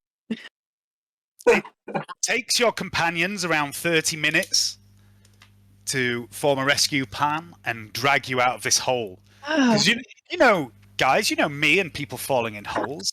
I don't use that as a way of doing a lot of damage to people, do I? Mira, you take 10 wounds. Fucking hell. I'm sorry, I rolled a 10. It was just I hate D10 you. wounds that bypass armor and toughness. I hate you. I hate you, though. It's not me. It's the dice. Fucking hell. This is it. We're gonna be at war in this house for about a week now. It ain't you. God, if you think this is a personal attack, you should play in the other fucking campaign where I'm constantly fucking people. Dave's a friendly GM, don't worry. I am a friendly GM. Pally. Sometimes a dice fuck you over. I'm not like Alan, who goes, "You look at the sky, you take corruption points." Oh, here's your new shoes, Dave. I'm sure they won't cause you any harm and all that bullshit. Here's a prostitute, Dave. Now you're addicted to sex. These are all true statements. Okay, but eventually with Mira hobbling along, I mean, Mira, you can try and heal yourself or anyone else that's taken any damage. Yeah, I'll try and heal myself. Okay, so do you want to use your med kit or your gauntlet? It doesn't make a difference. It doesn't change the roll. It's just which is being used to reduce the charges. I'll use a med. Okay, so I would like to make a Medicae roll. Plus 20 for the med kit. Roll. You can reduce this damage a little bit. Although you will be classed as heavily wounded, just to rub salt into the wound. Sorry, did I say that out loud? I do apologise. You did, evil, evil. It's not my fault. Do I get any plus? Yeah, you get a plus 20 for the med kit. Brain's like sausage. You are a sausage. That's a good roll. What's your intelligence? 50 something, isn't it? I don't know.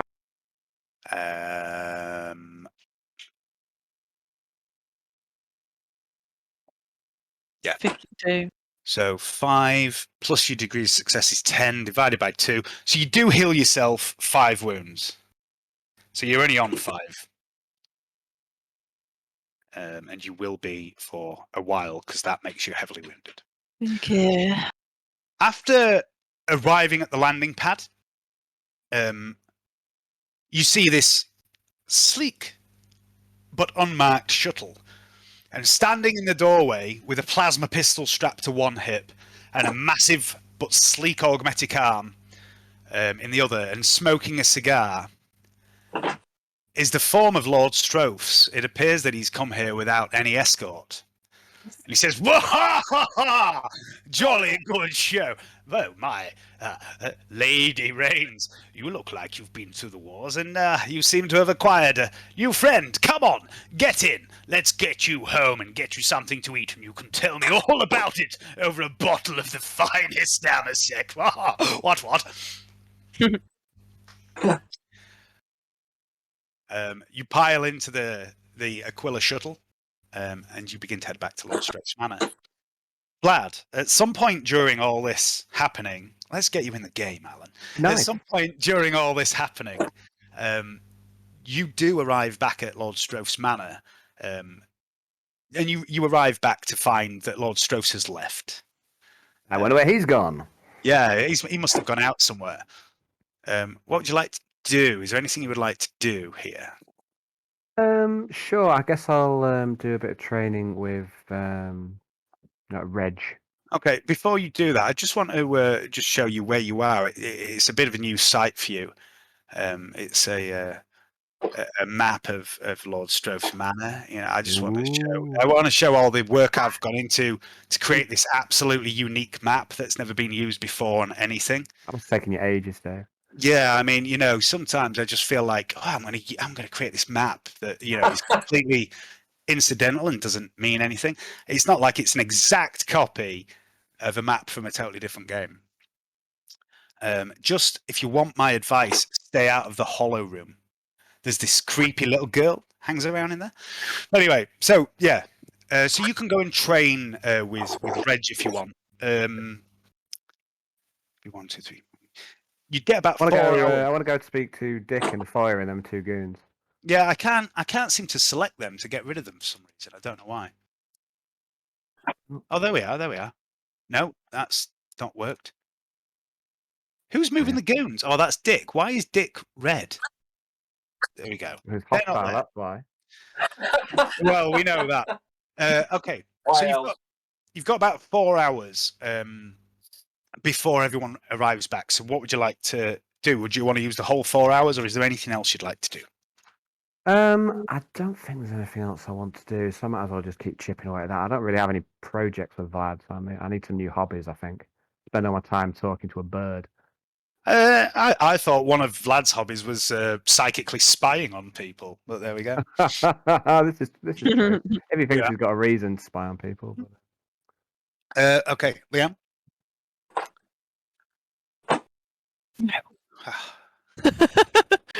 Fine. Okay, so you spend 4 hours with Reg. Let's just see if that does anything.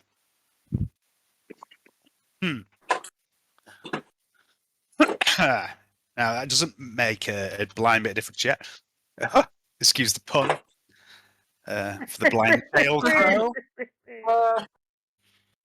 But yeah, after a few hours, you feel the thrum of this engine, and you hear the noise of an Aquila shuttle, and the mansion vibrates slightly. The rest of you, you enter the mansion through the rear door where the private shuttle pad is, and Vlad, you hear the booming voice of Lord Stroths and says, "Absolutely remarkable! And you say you used a giant chainsaw to put up with us? Well, absolutely incredible." So anyway, glad you had fun. You let me know what you find in that case, won't you? I'm got to take care of a bit of business. Perhaps I'll see you at dinner. I'll get Jives to open the bottle of Anisec.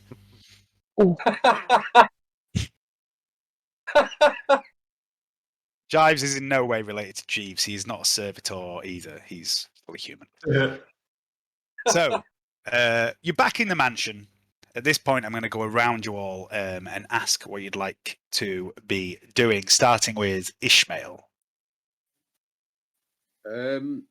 What's our priorities? Are we going to open the case between us? Yeah, I think that's definitely a priority. Yeah, I mean, you can all do stuff together if you want, yeah? I think we're going to have a look at the case, see if we need any tech use to open it off. Be right back. Literally. Okay.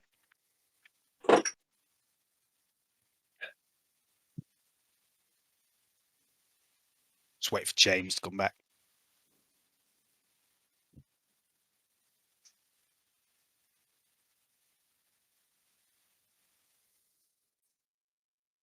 I actually forgot something, Ishmael, when you searched Theodosia. Yep. There was what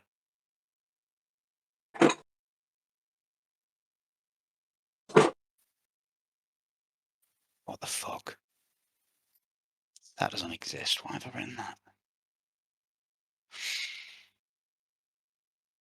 Yeah, there was a couple of other things on him that I forgot about. There was a bolt pistol and 24 bolt rounds. Some manacles, a shock maul, and a data slate, and a small key. Okay. Who wants a bolt pistol? And the rounds. Well, bolt pistol.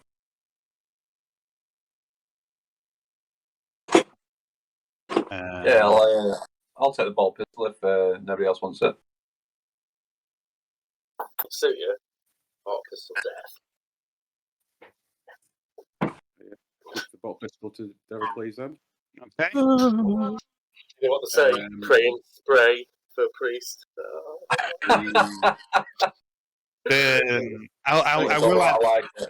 will add that bolt pistol to your inventory at some point, Johnny. It's basically similar to the one that Mira and Vlad have, the basic model of a bolt pistol, an 8-shot clip, D10 plus 5 app for tearing, something like that.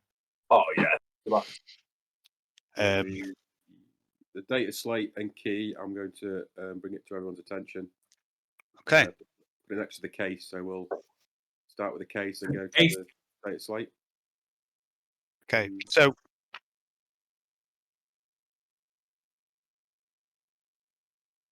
the data slate. Which do you want to look at first, the data slate or the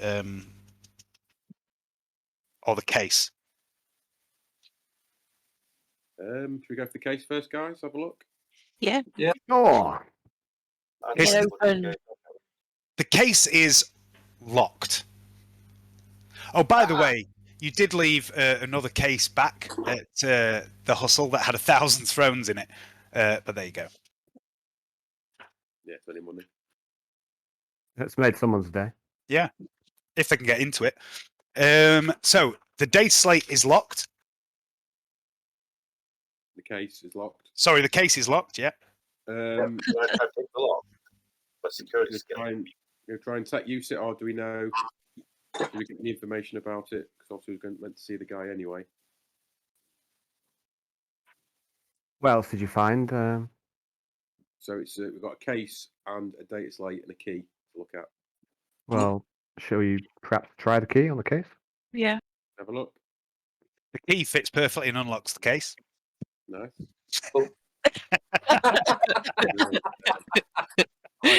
All my technical. Sorry, little things like that really amuse me. I don't know why. I'm such a troll. I know. Yeah. And inside this case, as you open it up, is another data slate. And inside that data slate, It's a key.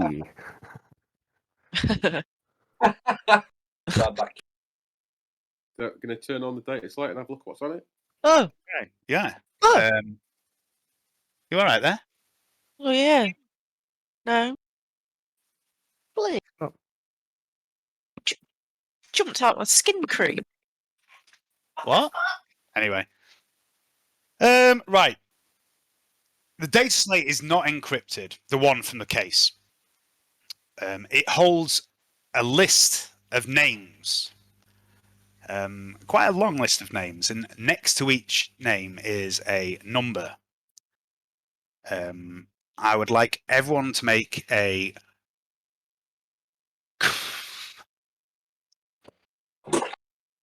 it would be a common law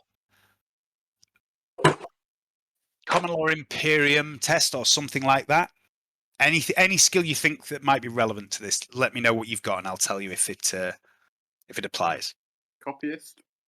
No. Trade cook. Literacy. No. It'd be some sort of common law test. Ecclesiarchy, common law, imperial creed. You can make an ecclesiarchy test, yeah. That would apply. I haven't got anything. I've got Yay! Low Gothic, literacy. So, Leanne, just look through your common law skills and tell me what you've got, and we'll see if there's anything that applies to this list of names. Does anyone have common law Imperium? Nope. Common law text, the only one I've got. Right. Okay. I've got tech use. Is that Imperial or Imperial? You've got Imperial Creed, I think, haven't you? Not Imperium. Can't see the fold. What other common law ones have you got? Can't see it. Common law inquiry. Oh, hang on. Imperial Creed, Imperial Guard, Administratum. Make an Imperial Guard and an Administratum test. No modifier. Got common law inquiry and tech use.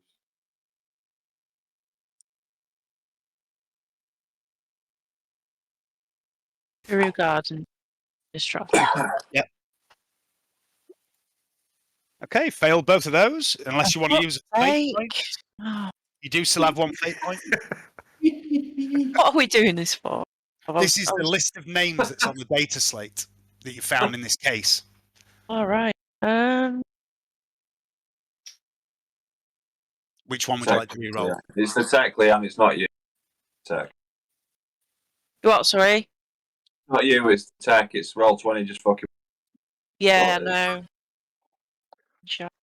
Which one would you like to Goes re-roll? like that sometimes. Same.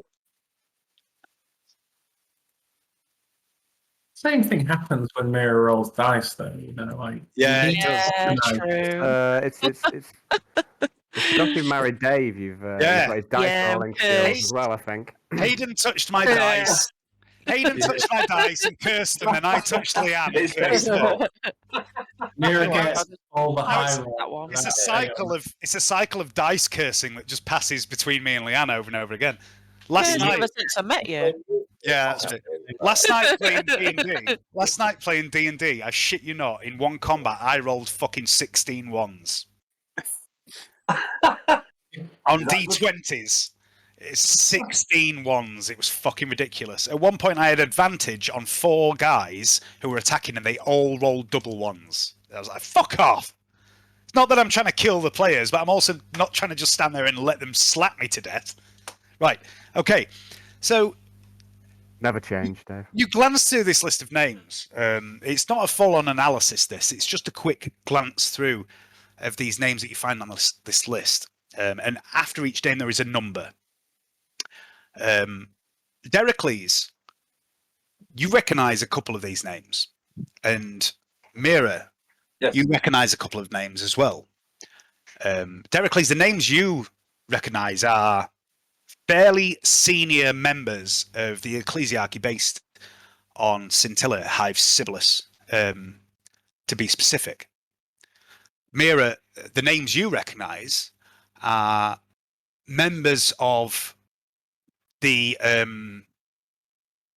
Scintillan Protectorate, which is basically the planetary defence force of soldiers. And these names are names you're familiar with from not only your training, but also your studies while you've been at the Tricorn. And one or two names you notice that came up in your conversation with various people at the party, specifically General Kaleem, who spoke a little bit about him. He's in charge of the PDF. And these are names of fairly senior officers, not, generals, brigadiers, anything like that, but lieutenants, captains, that sort of level. And there's these strange numbers next to each name, but none of you know what these numbers mean. Ishmael, make a tech use test at +10.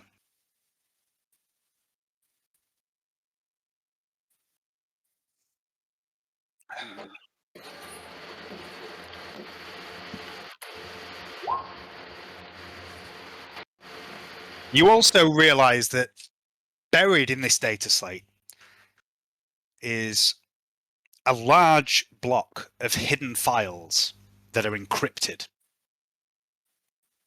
Do you have scholastic law cryptology, or does anybody?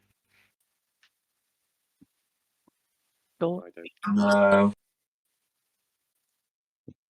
Yeah. No. No. So you know this data's there, but you've no idea what it is. Maybe I don't know if we don't have a resource. Maybe Strove spells. Yeah. Yeah, maybe so. Yeah. I imagine you could get somebody to do it. Could it? I mean, you don't know. You'd have to ask him. Well, I jolly well will do. Okay. So there was the other data slate as well that Theodosia just had on his person.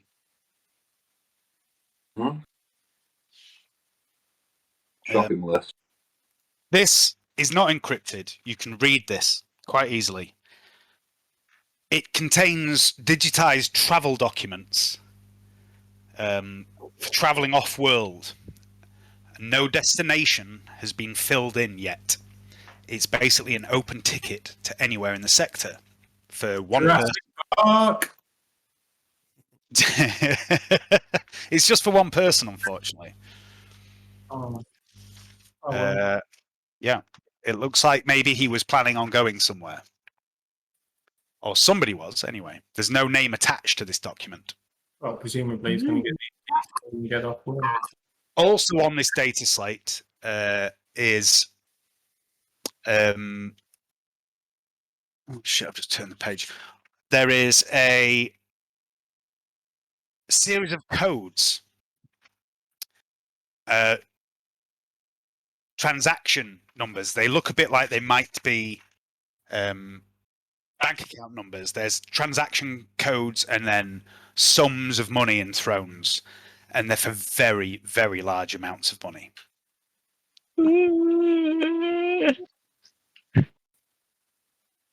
Okay, so what would anyone like to do? Going round everyone now, you've looked at all this stuff. Ishmael, let's start with you, like I was going to before. Can I have a look at the other data slate? That was the other data slate. Yeah. So the first one has all these names with coded numbers after them. The second one has these travel documents and what look like records of financial transactions. Okay.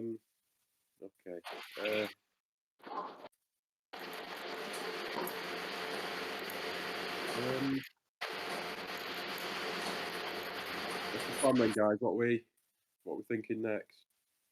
We try and find someone to encrypt. I'm not sure who we could use to encrypt. I don't know if there's anyone here who'll be able to do the encrypting. We've got that. I think me and Mira have got a date with a choir. Is it tomorrow, Dave? Or no, today is Monday. Yeah. The date for the invite to the Alabaster is Thursday. Okay, so that's quite a way away then. Can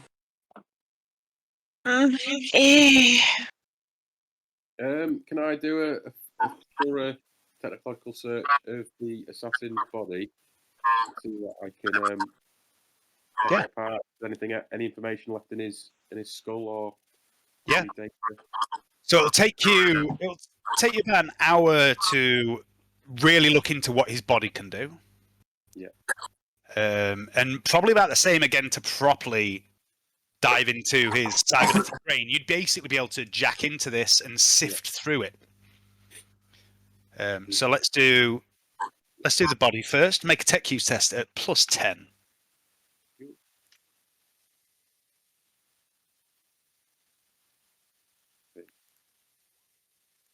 Sweet.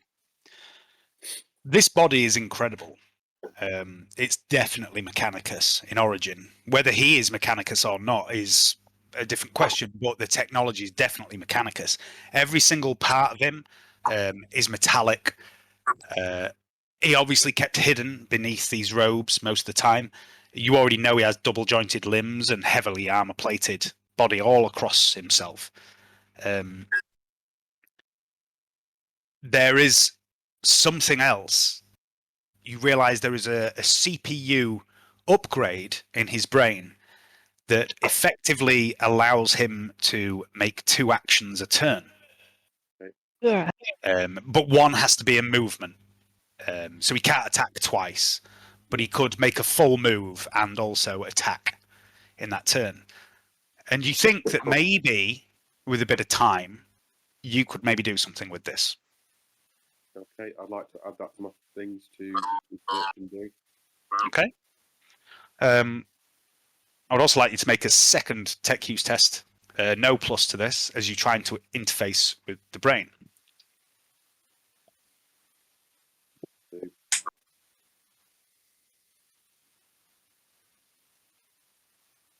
You jack into the brain and you begin scrolling backwards rapidly through time, and you see his last moments as he died and tried to upload information to somewhere. And the information he tried to upload was images of certain people. Dericles was one, you were another, Mira was one, and also Dick. He didn't seem to upload one of Ramsey. Maybe he hadn't seen Ramsey, but he realized that you people were a threat from what you can gather and tried to upload your images.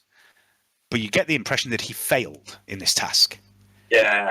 You go back and back and back through these memories. And you get to the beginning of his memory file. It appears this memory file is only about 5 hours long. He has no memory from more than that time ago. But the very first memory he has, you get to witness this, played back in real time to you, as though you are him.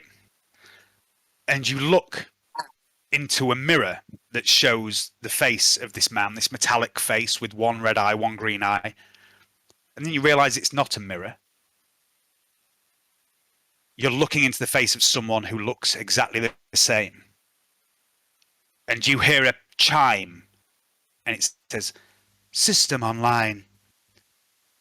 And the voice of this mirror image says, "Go to the hustle. Find this man."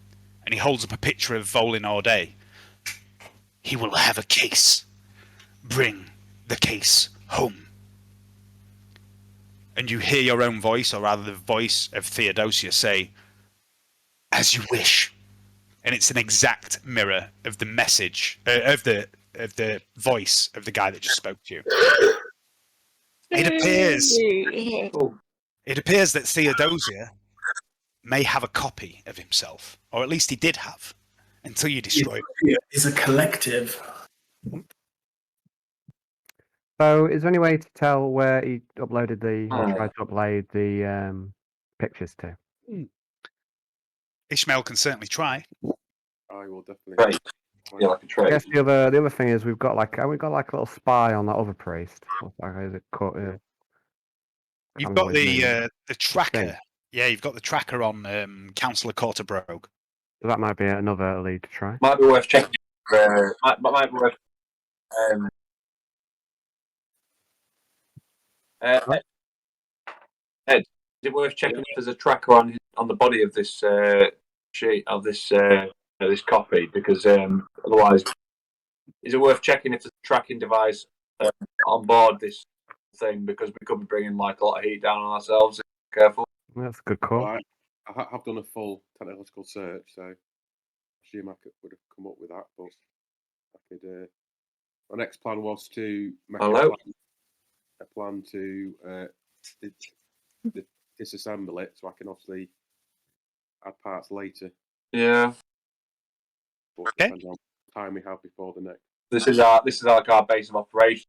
If the tracker's here, you know what I mean. That's going to blow our cover. Could definitely have another look. So you're looking specifically for a tracking device? Yeah, looking for a tracking device, and then looking to see if I can find where they uploaded or tried to upload.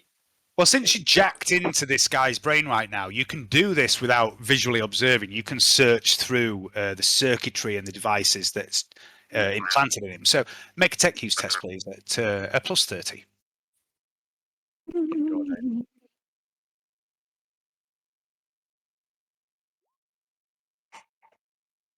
Mm-hmm. Yeah, you're fairly confident that you don't find anything that would be construed a tracking device. There is a transmitter and a receiver built into him, which he tried to use when he was trying to upload the images of you, but that was taken out when Dericles carved his head in half. So you're fairly certain that this body has not been tracked back to Stroph's Manor. Can I then check to see where he was trying to upload the data to? You can. This is going to be a bit trickier because he wasn't hardwired into anything. It was a broadcast. So make a tech use test at -10.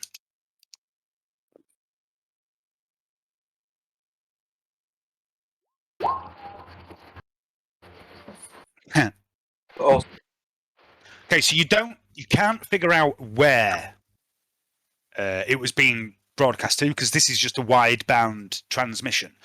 But you do know that the transmitter that was inside Theodosia's head was quite short ranged. It was only about 5 kilometers. Okay. I will divulge this information to the rest of the crew. Okay. And then I'd like to start to put a plan together to start taking this body apart without, so I could use the parts later on. Okay, so you don't need to have to make any rolls to dismantle the body. There is still some elements of flesh. Most of the brain is still flesh, but it's augmented, and the internal organs are flesh. And there's bits and pieces here and there that are flesh. But it does quite easily come to pieces in separate chunks, you know, like a head, the arms come off, the legs come off. So you can break it down into 6 components really quite simply. It looks like it was designed to be broken down. Yeah, I like to do that and get rid of all the weak parts, you know, the flesh. Yep, the flesh bits, yeah. And then, that'll be however long that takes. I'll put that into my plan of things. All that is probably going to take you most of the rest of the day till about 8 p.m, I would say. Unless we've got anything else planned, that's what I'd like to do. Are we doing anything else today in this time frame, guys? So No. just checking, you said there's a 5 kilometer radius on that upload. Yes. So, How high are we? How high are we? Just wondering if it's Currently, or when it was transmitted. Where we was, wasn't it? Either. Yeah, both. I suppose.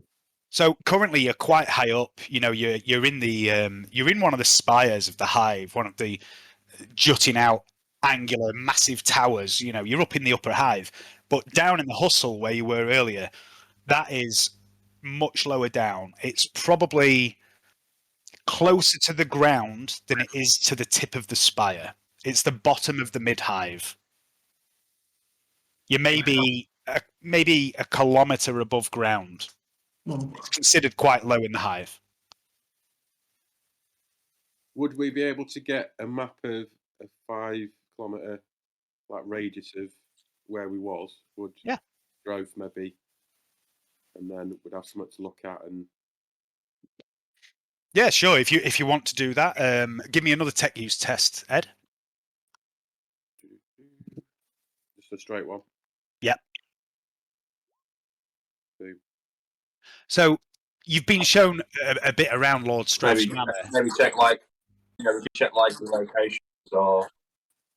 You've been shown a bit around Lord Stroph's Manor, and you know where things like these sort of terminals are, and you managed to jack into Lord Stroph's Manor, and using a combination of your inquisitorial authority and also this signal's coming from Stroph's Tower, you do easily get a very detailed map of Hive Civilus, and you bring up the hustle.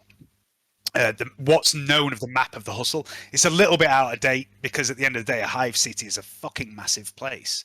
But you can all together look at this map, if you like.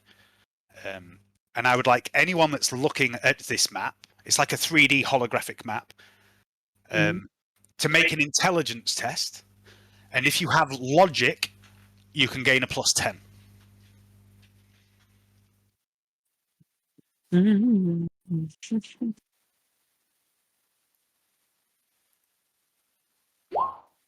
Yeah.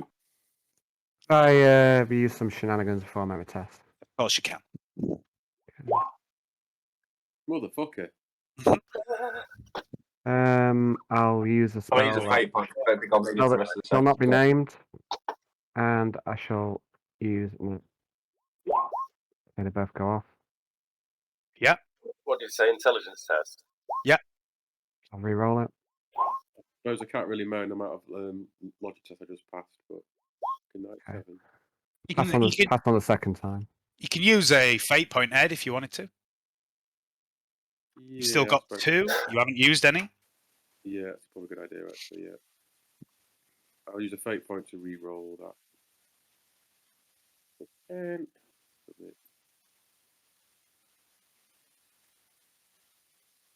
Okay.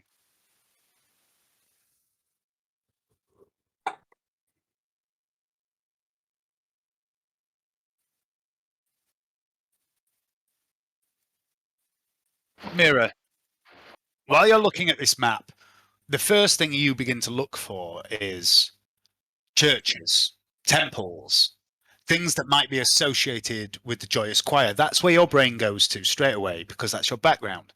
And you notice there's definitely no temples of the Joyous Choir on this map. It is a bit out of date, but then again, you do know that the Joyous Choir is quite a new offshoot of the cult.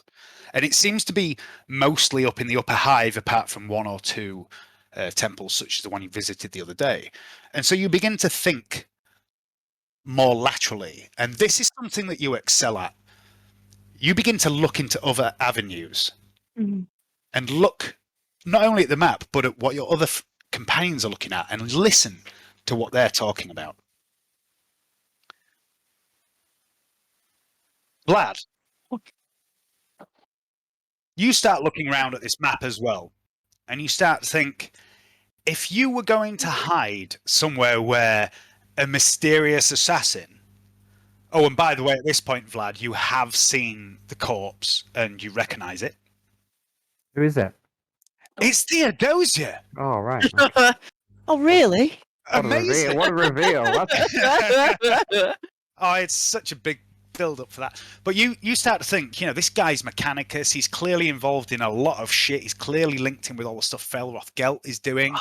He could be anywhere. And you start looking at this map in a slightly different way to Mira. You start thinking about it in a more sinister manner, where if you were going to hide something in a hive city like this, would you hide it?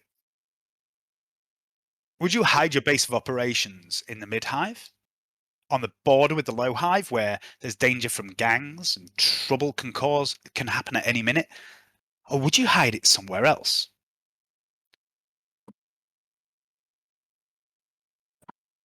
Ramsey, you start to think about the wastes of Desolium. And you put the suggestion to the group that perhaps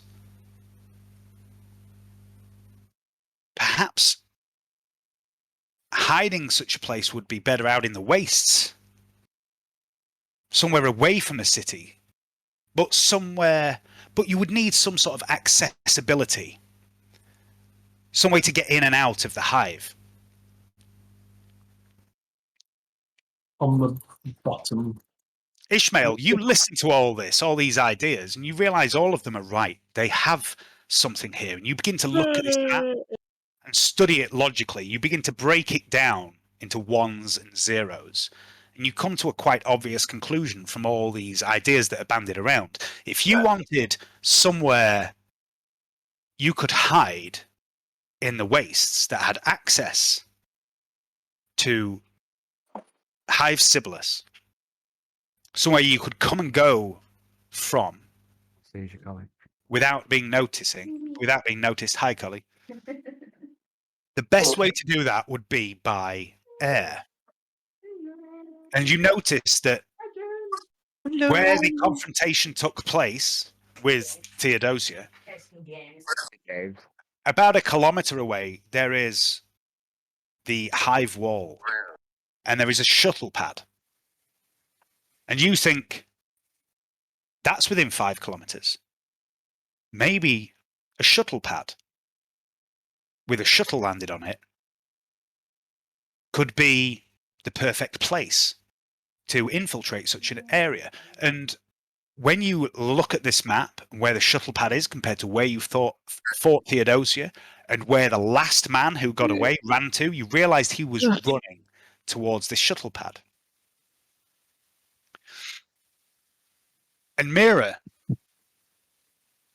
you listen to all this, all these ideas that are being bandied around. Ishmael's suggestion that perhaps it was a shuttle pad that he was transmitting to.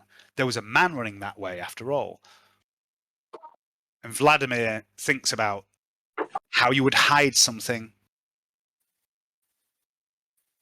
Ramsey thinks about the wastes being a perfect place to hide something. And there's something in the back of your memory, something that gnaws at you.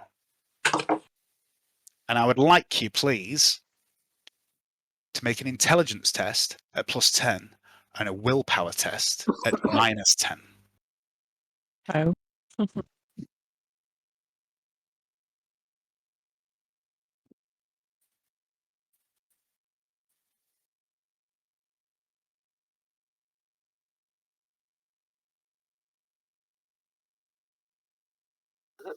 Intelligence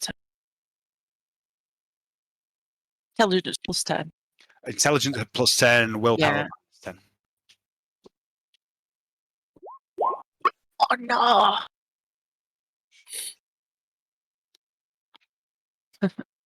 And willpower at -10, please. Damn machine just hates me. Did you want to use your last fate point on either of those two?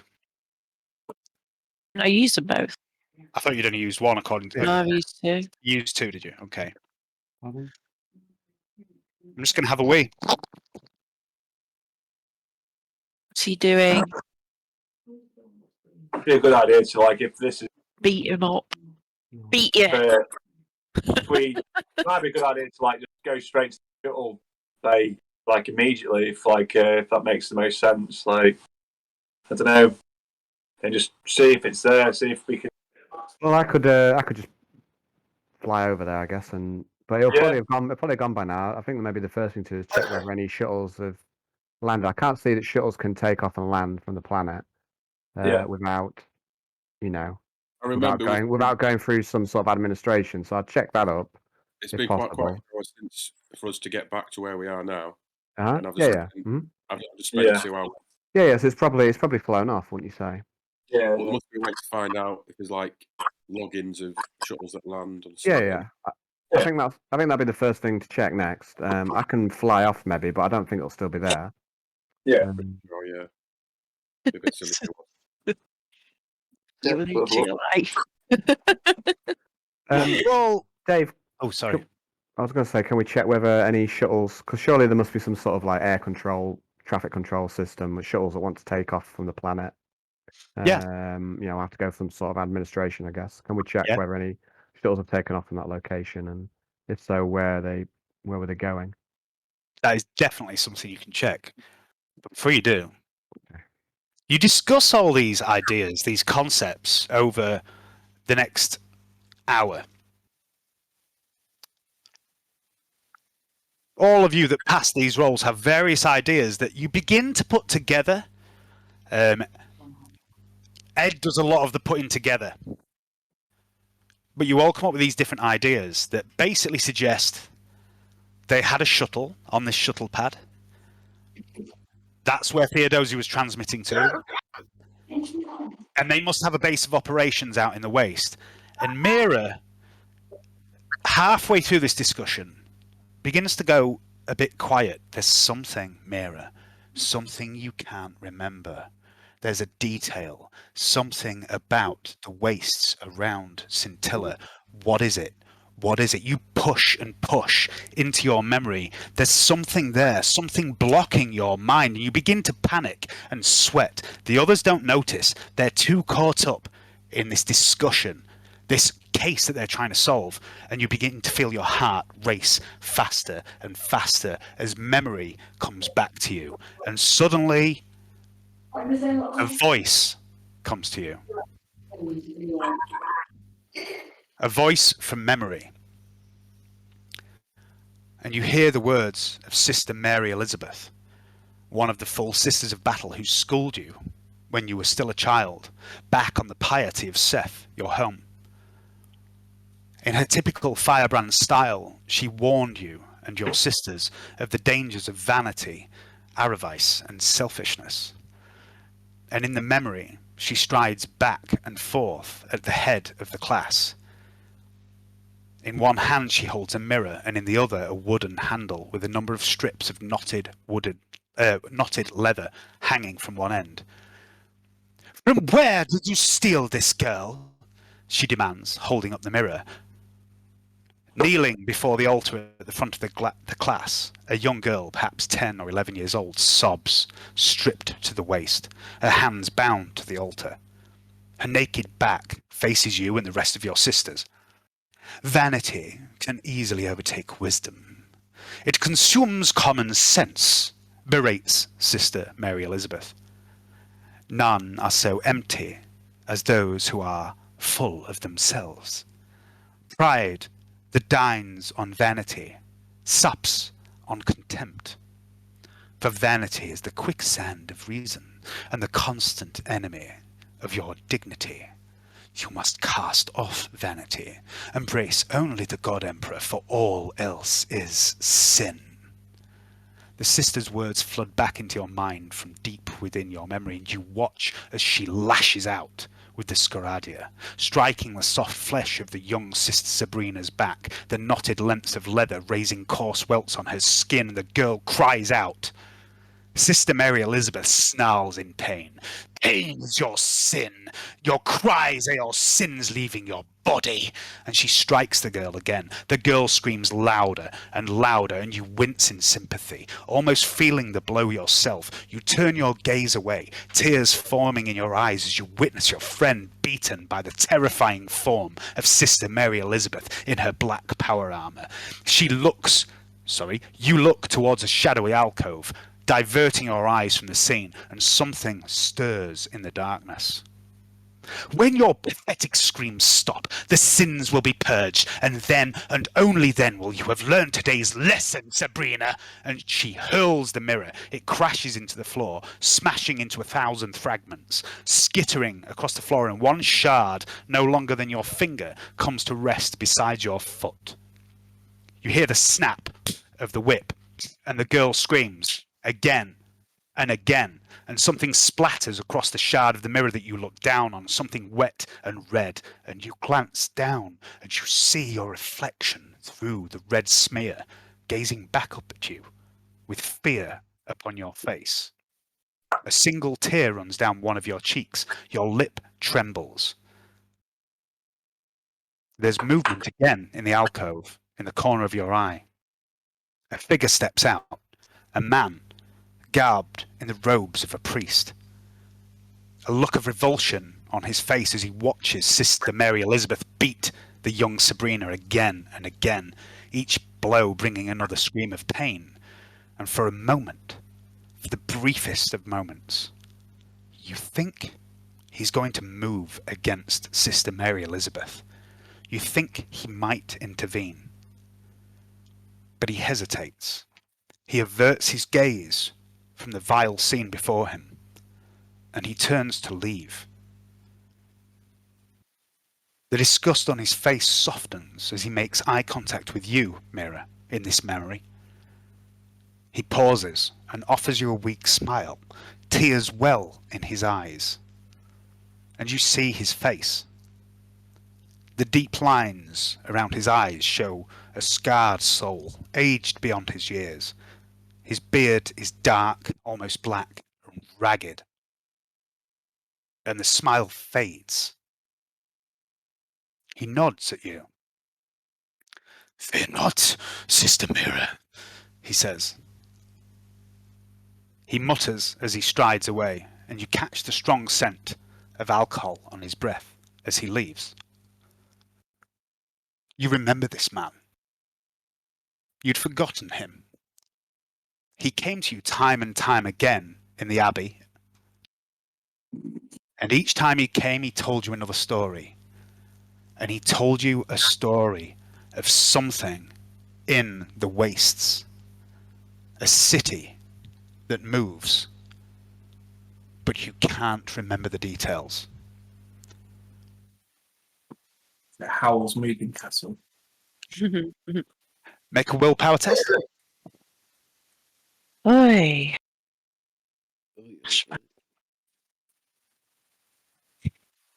Stop making her roll dice. Hasn't she done it? Cruel. Just a straight one. Cruel GM. Yeah. Cruel. The lessons of the Order of the Ebon Blade were harsh. Less than a week after the flogging of Sister Sabrina, you found yourself mysteriously transferred to the Order of the Cleansing Wave, where you trained as a Hospitaller rather than a Sister of Battle as you were intended to be. You were taught to harness your compassion and to use your mind and your reason. The concept of shame and damnation for minor slights was not so heavily enforced there in the orders of the Hospitaller. And the priest, he was transferred too. The new wing that you found as your home, he found himself tending. And you remember thinking, Sister Mary Elizabeth can go fuck herself. You take no corruption as a part of this memory. Good. Okay.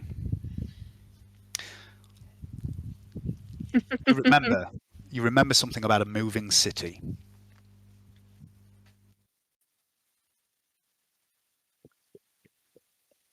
Giant mechanicum moving city. So well, I'll relay that to these people. These people here. I'm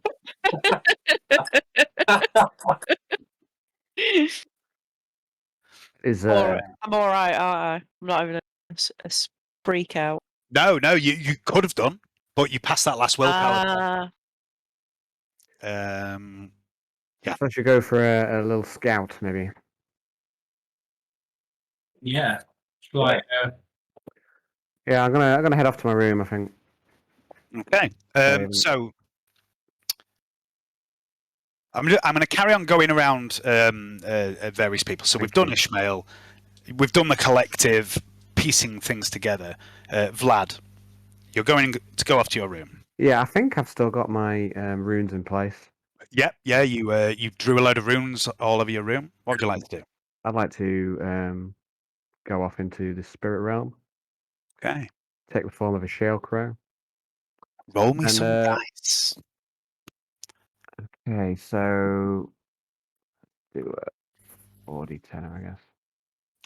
The rest of you, while I'm doing this, if you want to have a think about what you want to do for the next few hours, it's probably about somewhere between 5 and 8 p.m. You're going to get a good 3-4 hours each to do stuff here. Can you remind me, Dave, what discipline focus does? Is that +2 or? Yeah, plus 2, I believe. Yeah. And +1 power well, so 3, and then we have. Get some healing if I can, because. Yeah. Yeah. I passed with perils, but I'm hoping the runes will protect against that somewhat. I don't know how they do it. Well, you don't. You know it lessens. It doesn't out. stop things. It lessens the effect. So I would like you to. Where's the Book of Doom? I'd like you to roll a D100, please. Where's that gone? I had that earlier. There it is. That'll do. It's not too bad. Not could be worse. So in the privacy of your own room,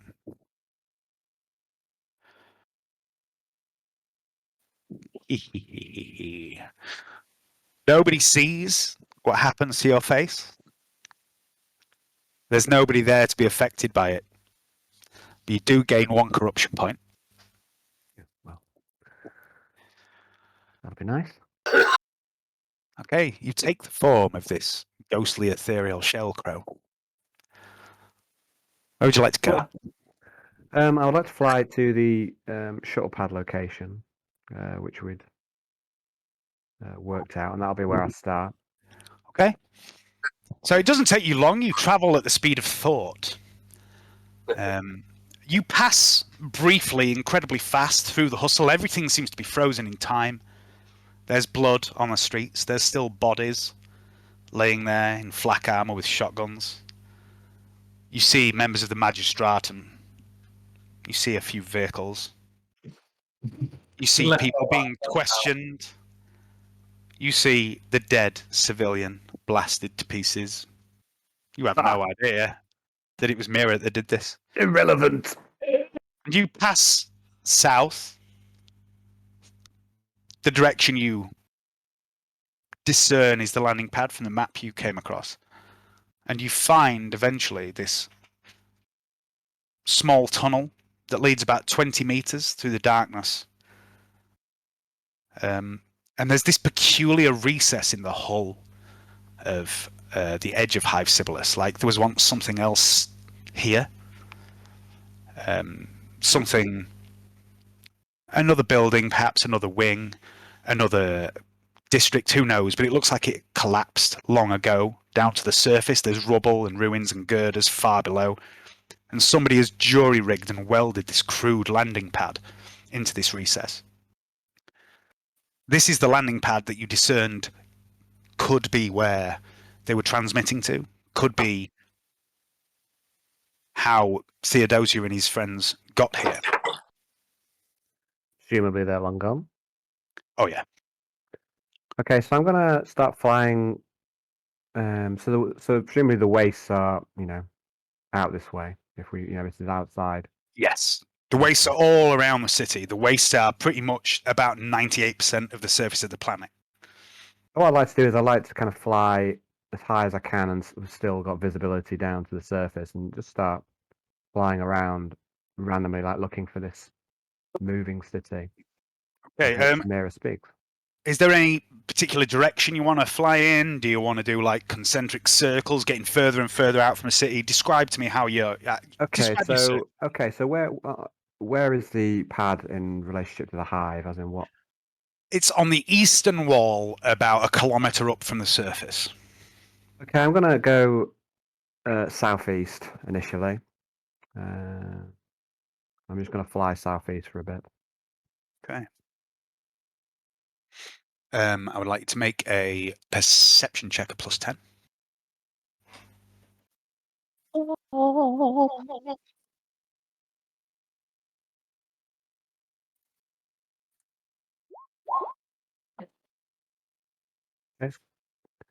What's going on here then? This is like I've seen this a few times where, like that's not a pass, that's a fail. I thought it's green. It's green, like it's. But it even says minus -0.1, doesn't it? Yeah, I'm gonna use my fate point, I think. But yeah, that's not a pass. It lies. That's worse. Then.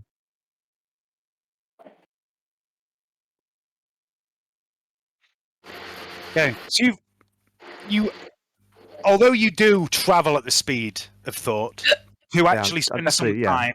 I need to slow down now. Yeah, to spend some time looking around and observing things, you have to travel in a more real-time fashion. You spend about an hour traveling southeast, not in a direct line, swooping back and forth. The landscape of Scintilla is barren, mostly. It's not a hospitable place. You see here and there from your altitude small settlements, pockets of humanity. Nothing that would draw your attention. Nothing that makes you think of this moving city that Mira spoke of. Okay, I think I'm going to head northeast now. Okay. Change direction, try another way. Make another perception check. At +10 again.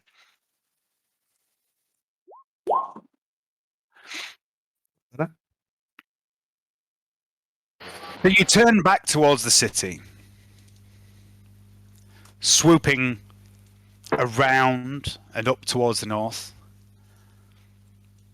And after about an hour and a half, getting on for 2 hours, you see something far below in the sand. Something that looks like a big track mark in the ground. Oh, You swoop down closer and closer to the surface. howl. And you realize what it is it looks like something for many, many kilometers has just been scooping the surface of the ground out. And either side of this trench, massive trench, about 50, 60 meters wide and about 10 meters deep, either side there are piles and piles of soil. There's also one or two bodies scattered here and there, and large damp patches of black fluid. Make an intelligence test. Who said that?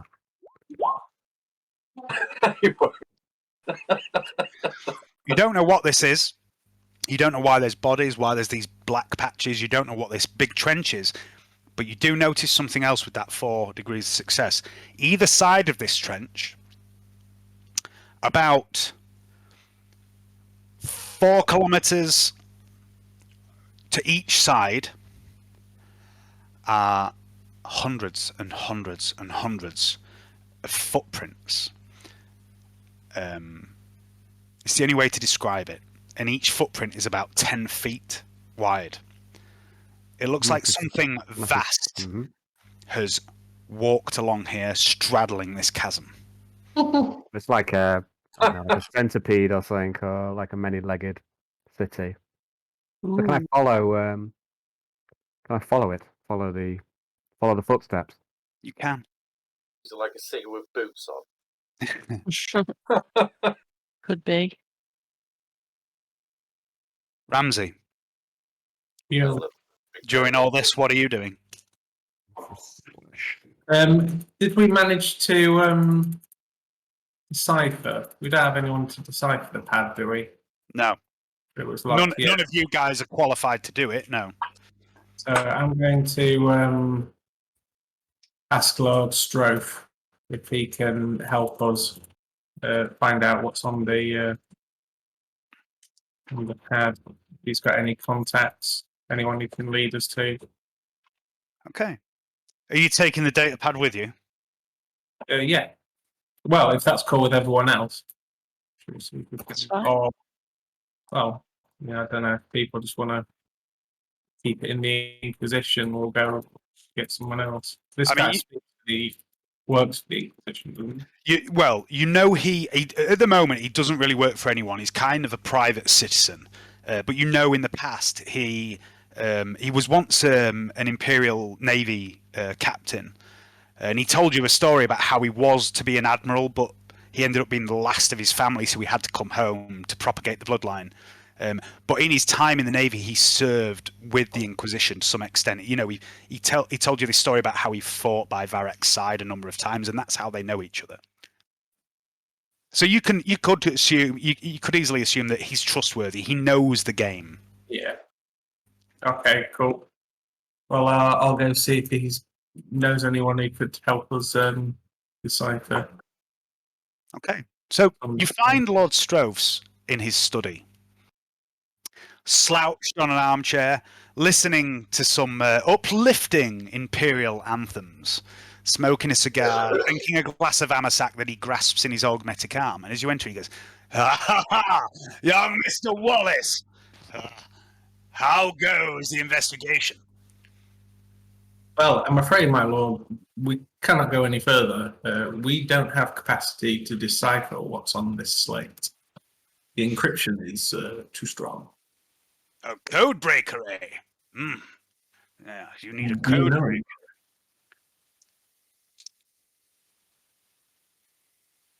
I would like to make a fellowship test, please, and it will be at...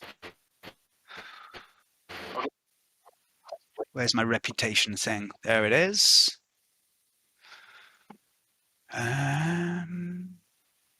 God damn it.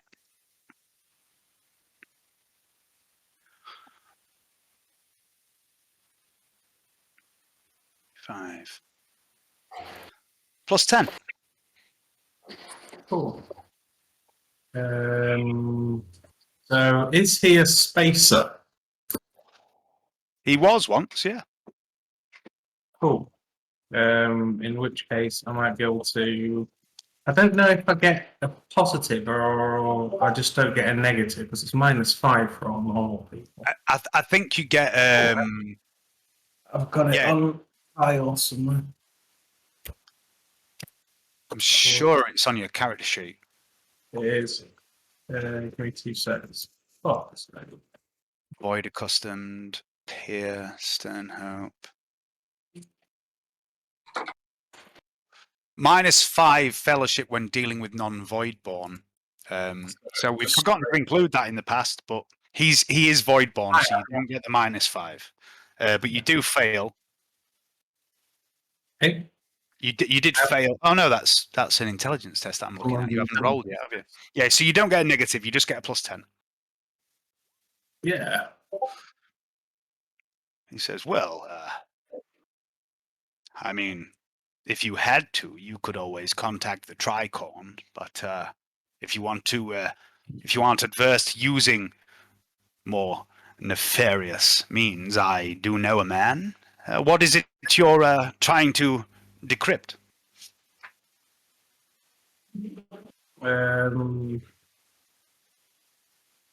I have no idea, Dave. What is it? I'm decrypt the data pad. Yeah, some information on the data pad. You've got 2 data slates. One of them has this massive bulk of files that is heavily encrypted, and it also has a list of names with a load of numbers next to it. And the other one had like travel documents that weren't filled in and financial records. What led us to the thing out in the waste? That was basically a combined intelligence and logic roll by you all piecing things together, and from the Vox transmission that Theodosia made. Okay, cool. Yeah, so it's just the data pad then, looking to sift through the information on the data pad. Okay, he says, data pad, yes. I do know a man who can probably decrypt it. It might take a while, but I shall contact him immediately if you wish. Well, I think we might have another lead, so if we could do this while we're out on mission checking it out, that would be a big help to us. Absolutely. I'll get right on it. And he jumps to his feet and he begins to shamble out of the room, sort of stumbling a little bit. He's a little bit drunk. I'll snap a salute and head off back. You'll what, sorry? I said I'll snap a salute to him as he leaves. He gives you his best attempt at a slightly drunk salute. And he says, "As you were, Sergeant."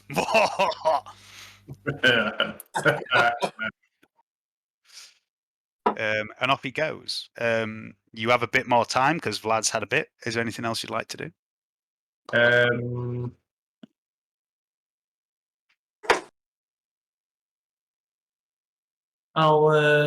don't think there's anything else we can do on the mission. Is there somewhere to practice shooting? He does actually have a shooting range set up in his dining room. Yeah. So I need to start improving my ballistic skill. So I think I need to start working on that while the guys are not fit. Okay, so tell me what weapon you want to use and what ammo you want to use and how many shots you want to fire in your practice. I want to learn to get better with my accurate weapon rate. So, just general pistol, general ballistic skills while I'm after. Yeah. So right. What do I have? sure if I've got any normal ammunition. I think it's all just non-stopper. Yeah, it's all quality rounds. So no house ammunition. You don't know? Ah, well.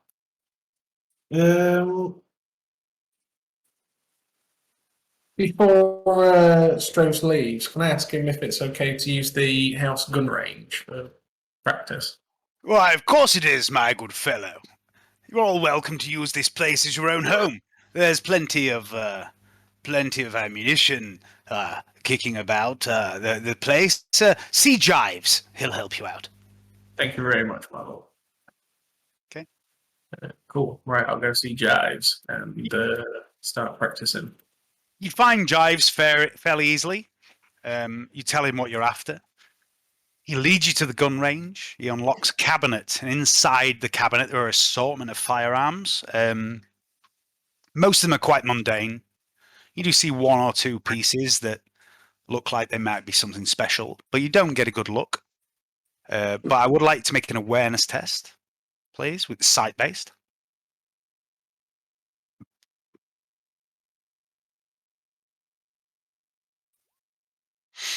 You do spot a rather exquisite-looking hunting rifle, complete with a silencer and a very fancy scope. It looks very old, but very well maintained. But then the cabinet's shut before you get a good look and see exactly what it is.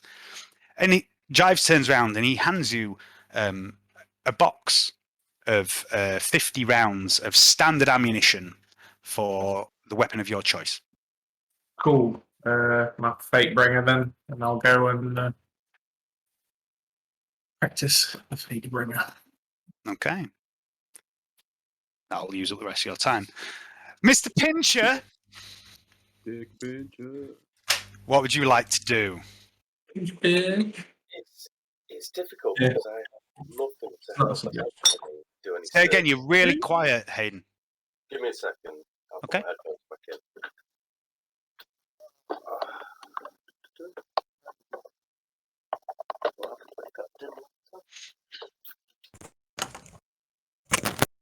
That better? Yes, that's loads better. And I can Yeah. hear your rich, timbered voice. Right, well, Dick can't really help with this situation. Like get a room. Well, Hayden has got quite a nice, deep voice. It's not unpleasant to listen to. Don't make it weird. Okay, what are you doing, Dick? Silky smooth.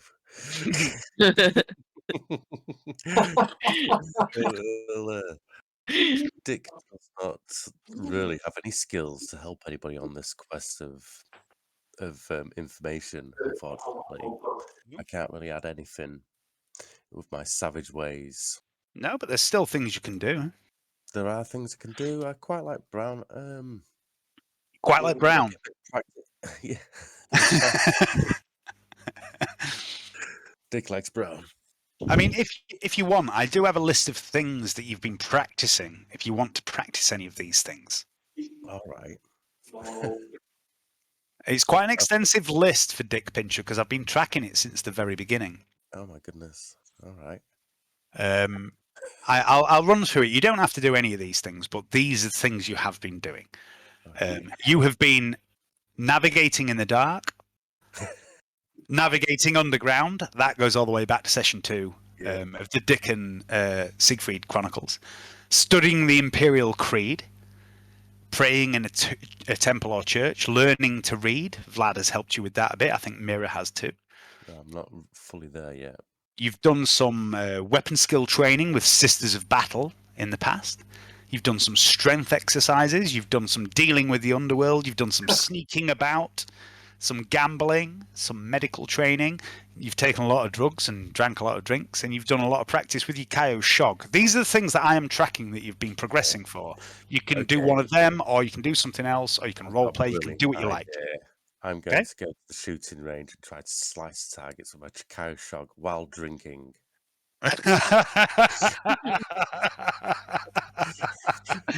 Okay, so while Ramsey is practicing with his Fatebringer. You're in the background practicing swirling your KO Shog around whilst drinking. Whilst drinking. Whilst drinking. At targets. Yep. Yeah, they're static targets. They're not like servitors or anything like, you know, like training dummies. And, you know, is anything... it won't want me swinging off the ceiling. Took my KO Shog through there, will he? I mean, I'm not going to say you can't do that. I'm going to say that you've learned enough over the last few days that certain things are frowned upon in high society. But you can do a lot of you've developed a kind of almost acrobatic style with your KO Shog, as we've seen tonight, with you using it as more than just a weapon. It's been up for the whole game, hasn't it? Yeah, it's been a common theme. So you can do a lot of spinning and twirling and making it really fancy. But what I'm going to do for this is, first of all, I'd like you to make some drinking tests. This is over 3 hours, so rather than the usual per drink. Do it. Yeah.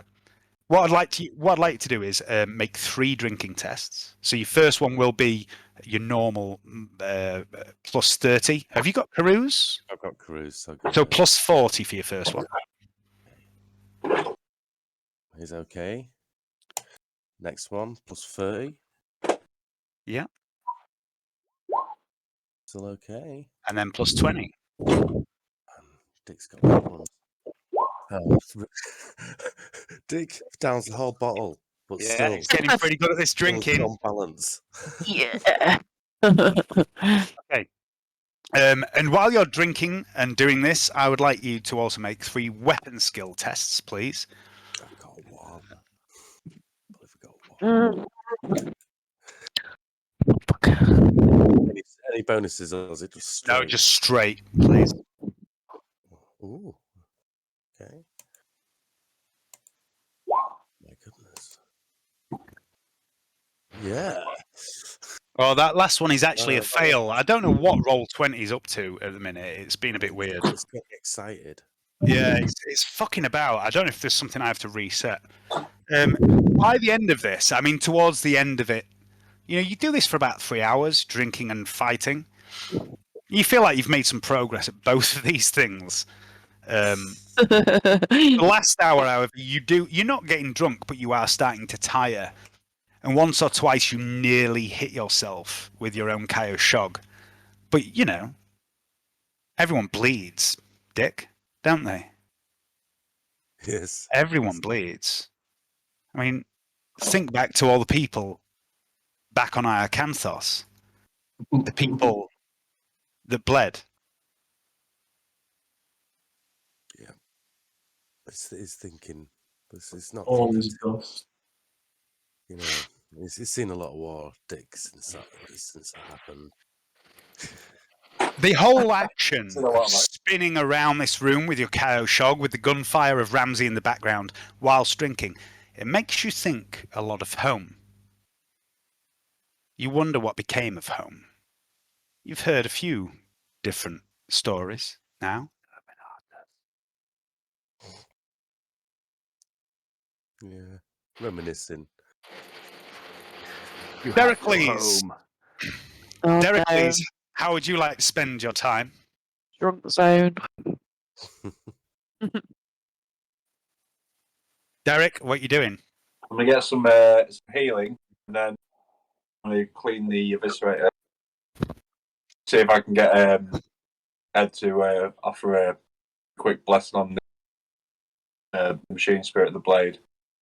Okay. So first of all, we'll do your healing. Are you going to Mirror for healing? Yeah, I'll go to Mirror. Mirror, would you like to heal Dericles? How many wounds are you on at the minute, Dericles? I'm on 4 wounds out of it because I took 7. You took 7, so you're heavily wounded. Yeah. Mirror, I would like you to make a Medicaid test. There is a small infirmary in this mansion. Bizarre that this mansion would have an infirmary. It's almost like it was copied from somewhere else. So,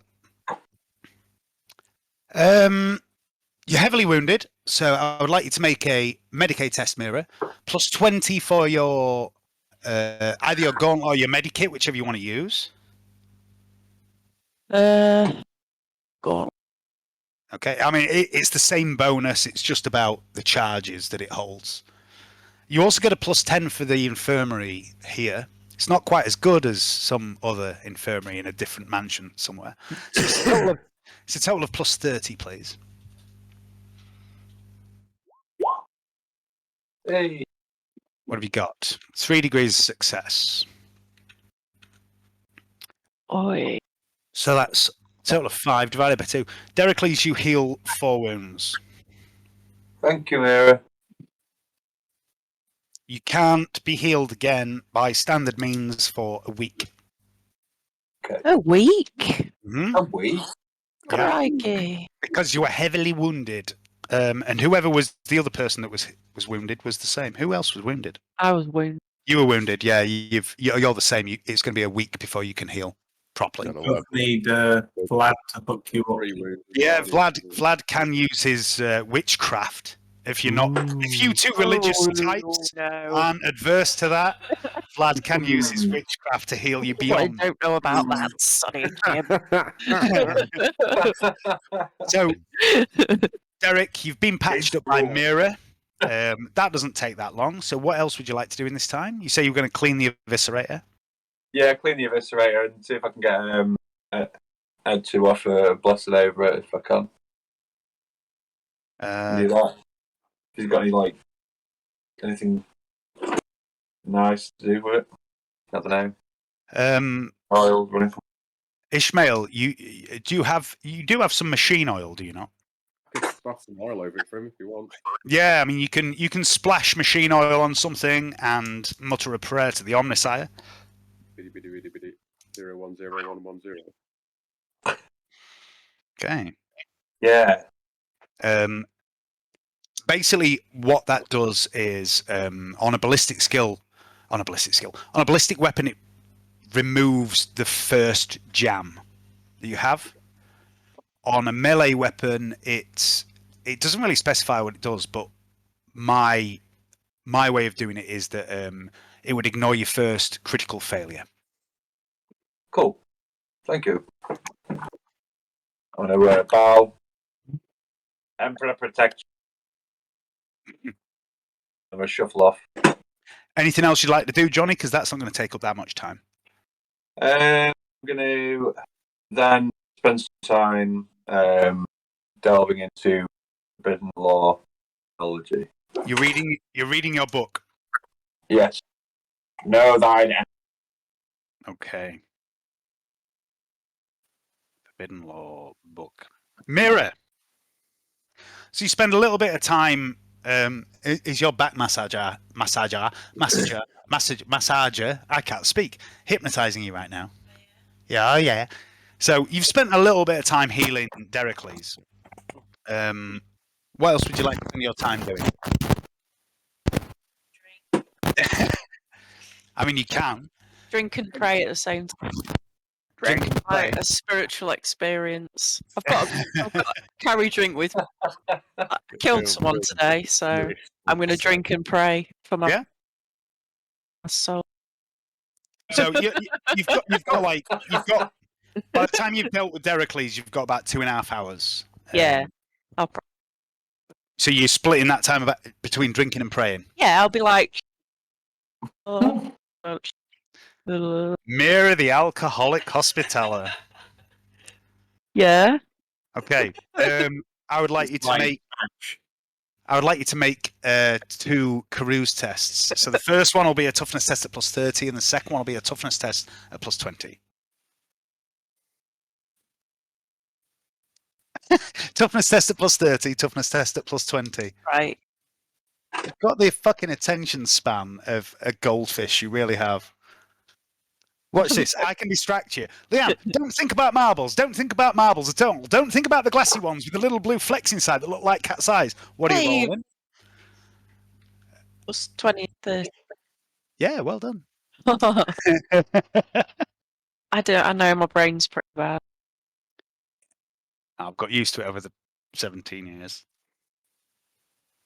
I've had various head injuries and stoned. Not enough head injuries. I don't think that sounded like a threat. I didn't mean Really? it like a threat. I just mean I don't think anyone can have too many head injuries. What doesn't kill you makes you really stronger. can. Like polio. No one is head injuries.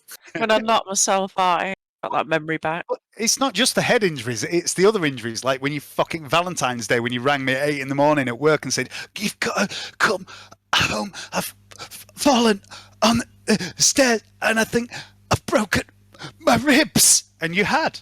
And I had to rush home from work and take her to A&E because she'd like fallen on the stairs and broken her ribs. Good times. Clumsy. And that was the last time we did anything, or we planned to do anything for Valentine's Day, because it's just not worth the trouble. Okay, so I think that's all of you dealt with up to Ishmael was looking at the body, Blad, Ramsey, Dick, Dericles. That's all of you up until about 8 o'clock. Around 8 o'clock, what time are we on? 25 to 10. Around 8 o'clock, dinner is served. It is optional, but it is a good meal. Yeah. Yeah. Ishmael, you don't necessarily have to eat, but you might want to go to socialise. It's up to you. I think I'll just continue working. I think unless we're going to discuss the next plan. Is that the idea? It's up to you. I'm just putting these options out there for you. Maybe I should go down to it just in case we discuss something important. Yeah. Okay, so you're heading to dinner. Blad,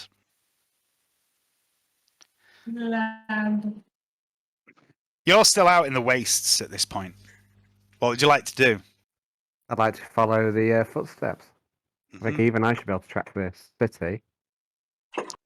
Okay. Yeah, it's not hard to follow this, but you do follow it for a considerable amount of time. It gets to about 9 o'clock, and you're still following it. It gets to about 10 o'clock, you're still following it. Make a awareness test. I up my speed a bit. Yeah. Right, so awareness.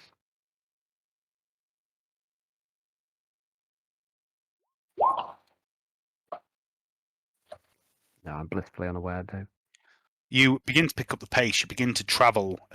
You can't really travel full on at the speed of thought. No. You don't know where you're going, but you can travel as fast as you possibly can whilst making observations. You realise at this point you've travelled a significant distance from Hive Sibyllus. Are you keeping going? Yeah, I think I've got to persevere with this. Make another awareness test.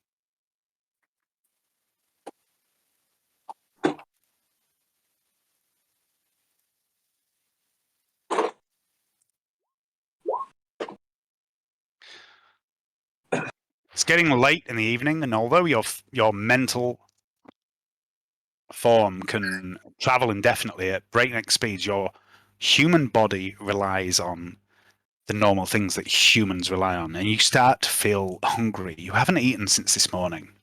Your body is getting hungry. But you keep pushing on. Would you like to continue? Plenty of hors d'oeuvres. So am I definitely following the city, or is this city come the other way? It looks like you're heading in the direction the city went, yes. Okay, I'm gonna persevere for a bit longer. Give me another awareness test.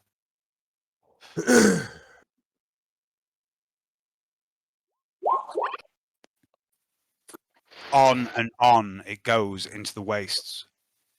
And after a while, you glance to one side and then the other, and you see all over the landscape this track through the earth with the footsteps either side.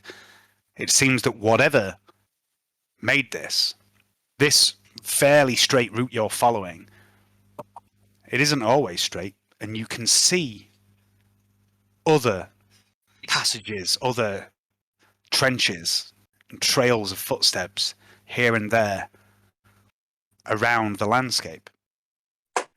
It looks like whatever made this has wandered across this surface many, many times. Okay. I'm going to just try and put this place into my memory and just try and get a good mental image of it all, and then I'm going to head back to my body. Okay. It's about midnight when you get back. The house is quiet. We'll come back to you. Ramsey, Yeah. you spend a good couple of hours training with your firearms. It gets to around 8 p.m. You are getting hungry and you can smell food cooking in the dining room.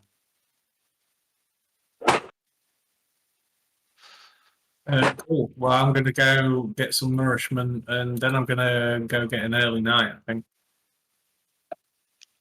So, okay. It was a late one last night, wasn't it? It was, yeah. So I'm going to catch up, get some rattling beauty sleep. Yep. Dick, you were, after a couple of hours of training with your Kaio Shog and drinking heavily, you see Ramsey leave and you realise why he's leaving. You too can smell the cooking. Oh, yeah. Led by my stomach, I'll head over. Oh. Heading to dinner.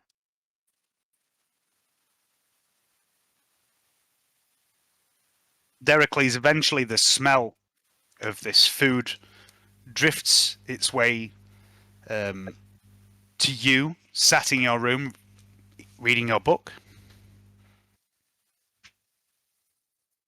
I shall head to dinner. I shall put the book down, put it under the bed.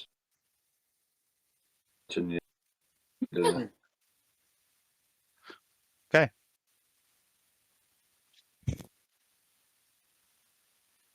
And Mira, you've been sat praying. Were you praying in your room or in the small temple that's kept in the mansion?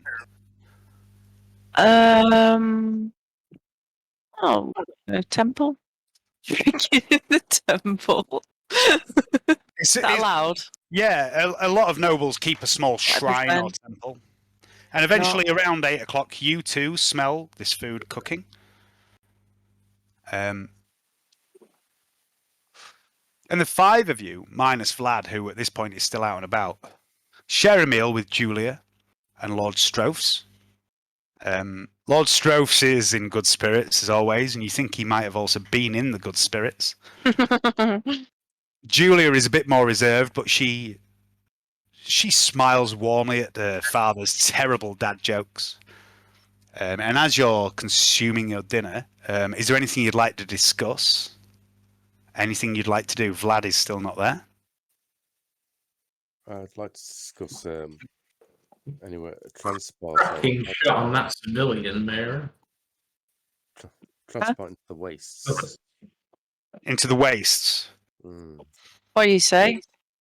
Transport into the wastes. Shot on that civilian. No, so we probably shouldn't have discussed that. No.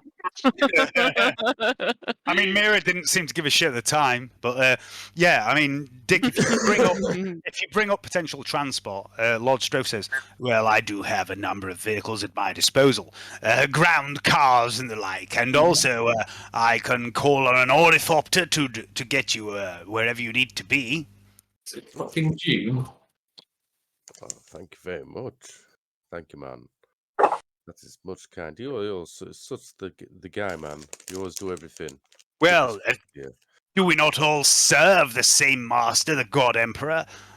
Me and Varrock go way back, and if there's anything I can do for him or his acolytes, I suppose you'd call yourselves, I am here to serve. You are a credit. You are a credit to the God Emperor. You're not the first to say it, Dericles. Waha! And he waves his augmetic arm. He waves his augmetic arm in the air as he says this. Is there any beer on the table? No, but there is wine and amasec. Well, what? Dick's going to try wine for the first time. Yeah. Have some wine. Let's get in. And I'll be like, salute to you. And, raises his glass to you and he sloshes it about a bit, as you've seen him do before. He spills a lot. He drinks a lot, but he spills a lot. So, toughness test. Mm-hmm. Is it just plus 10 now? You'll be down to plus 10, yeah?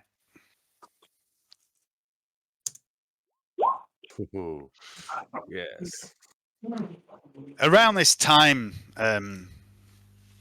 Dick and Dericles, although I believe Dick feels it more. Oh, fuck off, all of you. You both begin to feel a craving once again for that strange green jelly that you had at the party. Dericles, of course, was treated successfully by Mira, who was working on an antidote, but hasn't done since. I'm busy. But Dericles... Too busy drinking. Dericles... Have straight. drowning in sorrows, man. Dericles has spent the day feeling okay, but right now he's starting to feel the effects. Dick has spent most of the day feeling a bit grotty, and it's starting to get a bit stronger around this time. Maybe you can sleep it off. Maybe you need some more chemical assistance in one way or another. Is there anything anyone else would like to discuss at dinner? Mira, do you have anything for this? I've got an itch. Space crabs. I've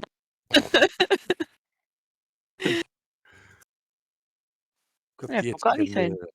You can try and treat him for the Farcosi withdrawal. You can stop it. Both Dick and Dericles. Well, hasn't she got some Farcosia? Yes, but she's using that to develop a serum to basically fight off the addiction. You can use a normal Medicaid dose from your gauntlet or your Medikit to try and stave off the effects of Farcosia for another 24 hours. Bit again. Yeah. Are you doing this at the dinner table? Why not?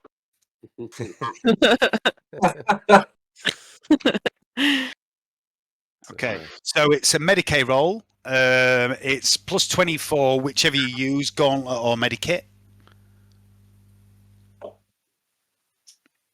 Oh, I mean, it's shots and whatnot. I've got that here actually.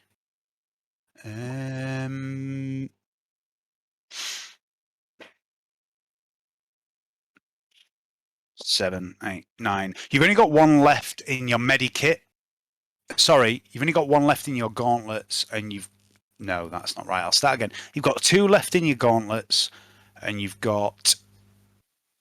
Where do I top that up? Would I have to go to 4 left in your Medikit. You can top them up back at the Tricorn, or you can buy a new Medikit. The gauntlets you can only top up at the Tricorn. All right. I'll use a Medikit. Okay. It's all in the armory that you've got access to when you go back there. So it's a Medicaid test. It's a plus 30. Sorry, a plus 20 for the Medikit, but it's a minus 30 because of the difficulty of the Farcosia addiction. So it's a minus 10 in total. Minus 10. Yeah. Dick. Ooh. Yeah. Medicaid jabs you with a stem and gives you a few of the chemicals. You feel pretty good. Nice. Thank you, Mira. It's all right. Much appreciated. Gave you a bit of extra something else. There you go. The special serums. Sweet blend by me. Dericles, you are also feeling a little bit ropey right now. I'm just going to just lean over to Mira. I'll be like, Mira, more of that sweetness for me. I'm feeling a little The whole Spain. Okay. Okay, so do the same again. To go.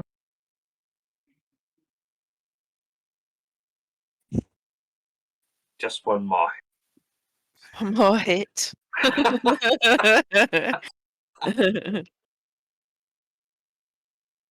Oh no. I think you've used all your yeah. Okay, so Sorry. Dericles, you are going to be in the same position that Dick was tomorrow. You can do this once a day to try and stave it off. So you have a bit of a good chat with Lord Strophs. Eventually, he stands up and shuffles off to bed. Julia once again helps him, and he's plastered.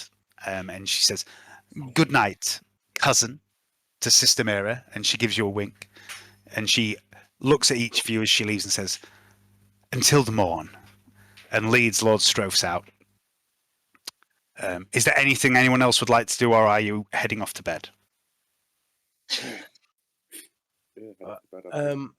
Can I head back in a 2-hour walk to where I stole that wallet off that man and try to leave it at his working address on his business card? Yeah. Ooh, a pang of conscience. Oh!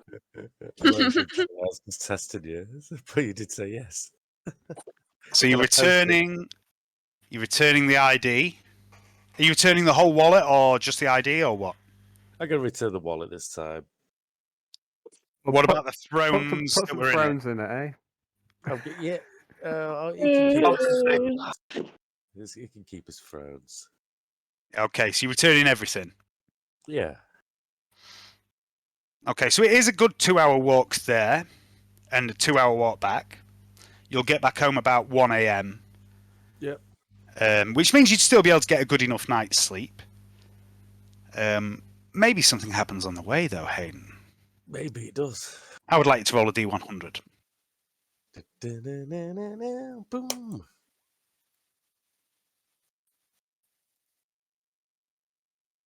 D&D style random encounters. Yep. It takes you a good couple of hours to walk down through the hive.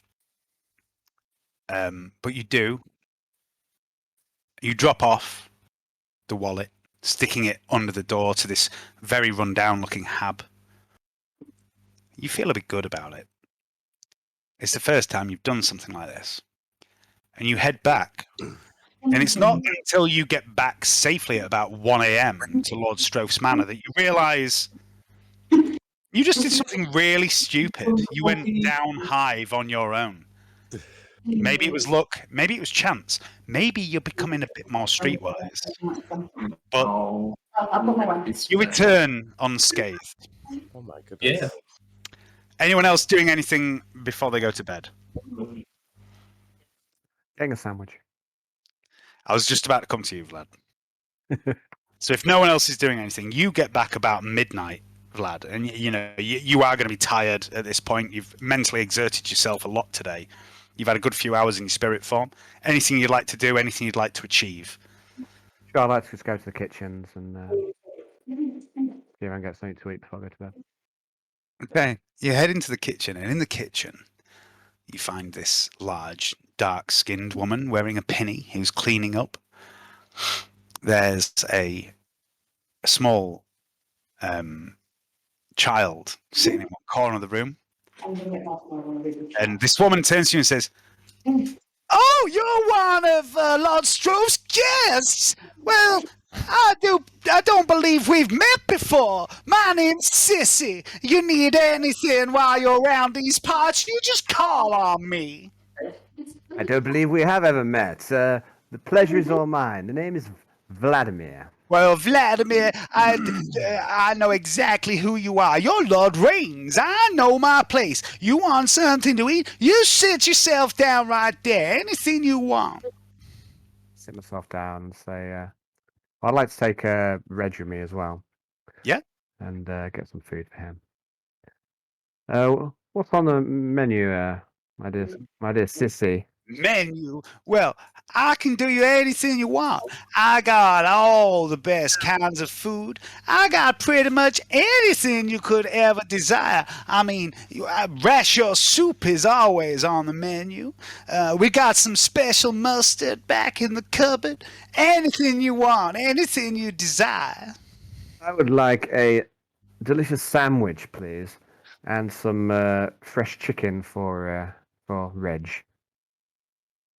Chicken? You said you had anything, don't you? Do you mean meta chicken? I got a lot of that. That's exactly what I mean. I thought that went without saying. Okay, she makes you a sandwich. She says, It's delicious.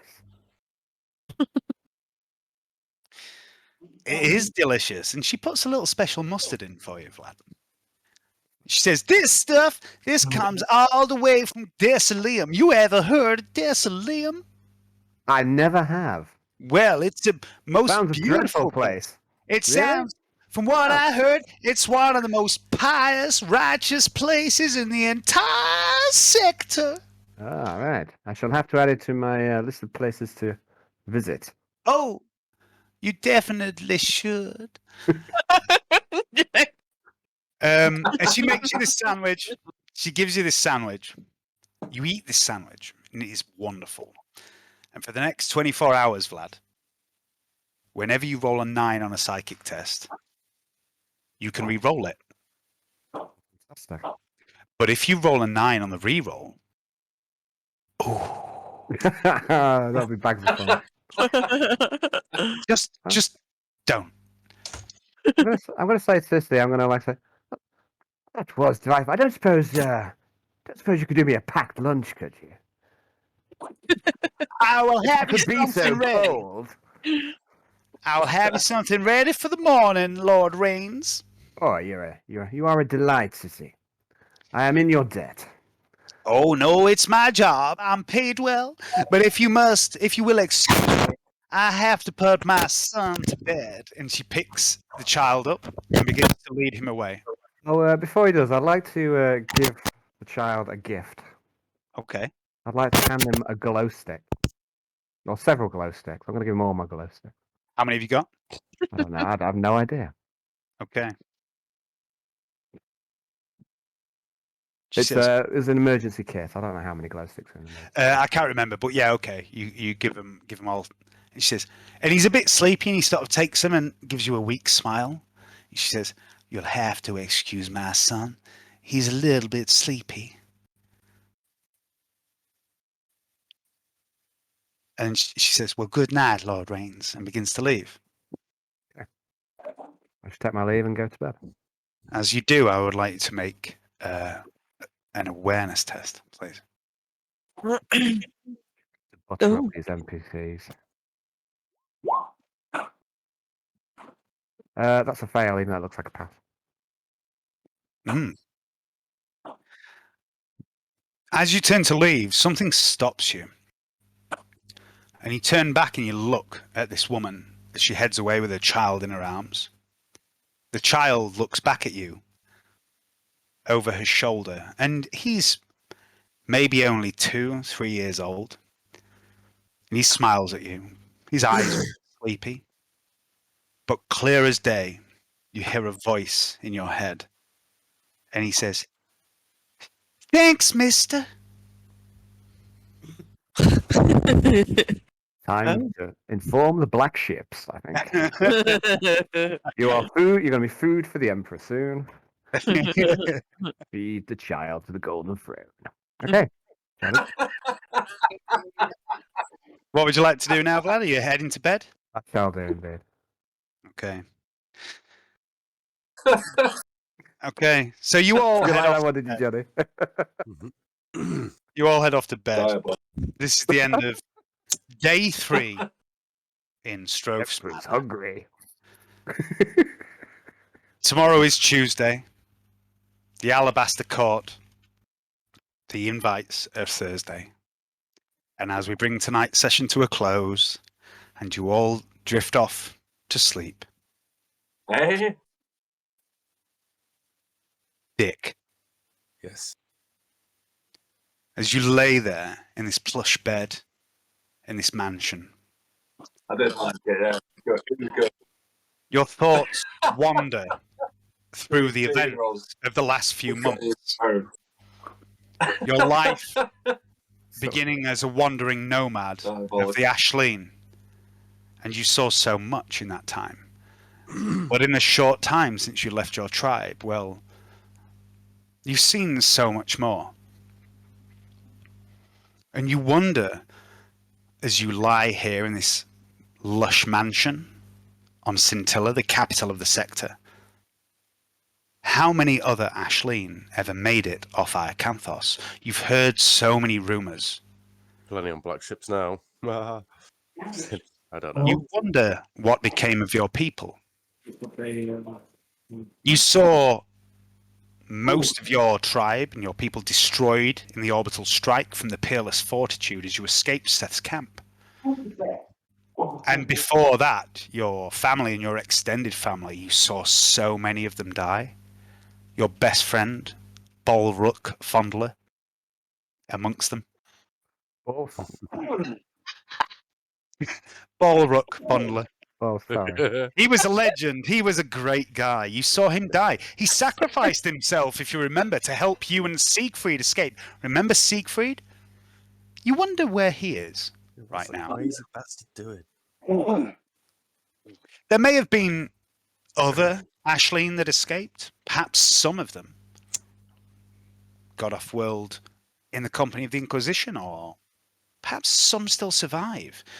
You don't know the truth of what happened to Iacanthos. And there were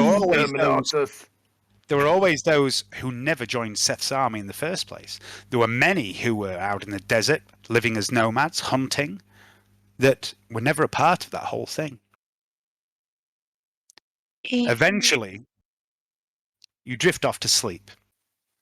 Irrelevant. You find yourself tumbling through confused, jumbled moments of your time on Iacanthos, a collage of incidents and faces and memory punctuated by violence and loss. The Tomb of Heroes, Silas Malor, the fight with Lakar, and you feel the old wound in your leg spasm in sympathy. You relive the moment when you were reunited with Bolrook and rejoined Seth's camp. The man you met, Gnaeus Lucilius, he had strong arms, didn't he, Dick? Yes. For nah. You wonder where he is now. Yeah, what's Nace doing? Everyone wants a phone call. Wow. There was that night as well with Ulf and Kana. They fought about letting you rejoin the tribe. Ulf stormed off in a huff, and you spent the night with Kana, Ulf's life mate. On Iacanthos, they have no such thing as marriage. They live a very free life, but sometimes when people go through certain events, they form life bonds. Ulf and Kana had one. Bolrook had one too with his mate. But Ulf and Kana's bond was broken when you spent the night with Kana. Oh. And the next day, the very next day, Ulf died to the claws of a sandlurker.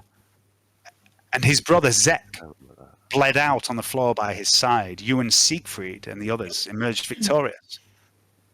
You think of other memories from that time. The return of Silas Malor, the man you killed.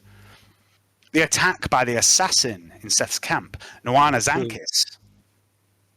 She helped you escape, although unwittingly, from the camp of Seth the Voice, when she took the life of Maxine Den and tried to kill the Mourner. The Mourner. You captured the Mourner with your new friends. You found Noana in the desert. The jumbling, confused, rapid-fire dreams of your past slow for a moment as the Mourner's face focuses in your mind for a second. He stands atop a barren hill on a world you've never seen, his back to a full-length mirror. The surface of the mirror swirls and flexes and pulses with dark power. A boom of thunder in the distance. You spin around, and there stands a woman, haggard, ancient, her skin deeply wrinkled. Her eyes are a sickly yellow, and from one temple a horn extends, curving up and backwards around the curve of her skull. Perfectly normal. She fixes you with a sharp, intelligent gaze, and she smiles, and you feel the pull of something. You look back towards the mirror. He's gone. The mourner has vanished, but you see him within the mirror. He bangs on the far side of the glass and screams silently, his eyes wide with terror. You feel he's trying to warn you about something, but you hear no words. And behind him, you see a figure stalking towards him, cloaked in shadow, one hand raised, and in it he holds a dagger. A dagger you have seen before. Oh no, not The that. dagger he used to take his own life. No. Iacanthos seems so long ago, although it's only been a few months. The experiences, the things you've seen, the stark change in environment that you have experienced makes it feel much, much longer ago. You remember in this dream leaving Seth's camp. How many of you survived? There was you. There was Siegfried. There was Neas. Yes. Strong There was man. Anna. It's been 9 months, Dick. And somewhere in the darkness of your dream you see Karna's face as she screams in pain. And the death singer, Escher Rain, draws forth a child from her. Oh no. Not the bastard child of Dick Pincher. my sins have come to find me. Next thing we know, Naas is going to be pregnant. And that's where we'll end it. Yeah.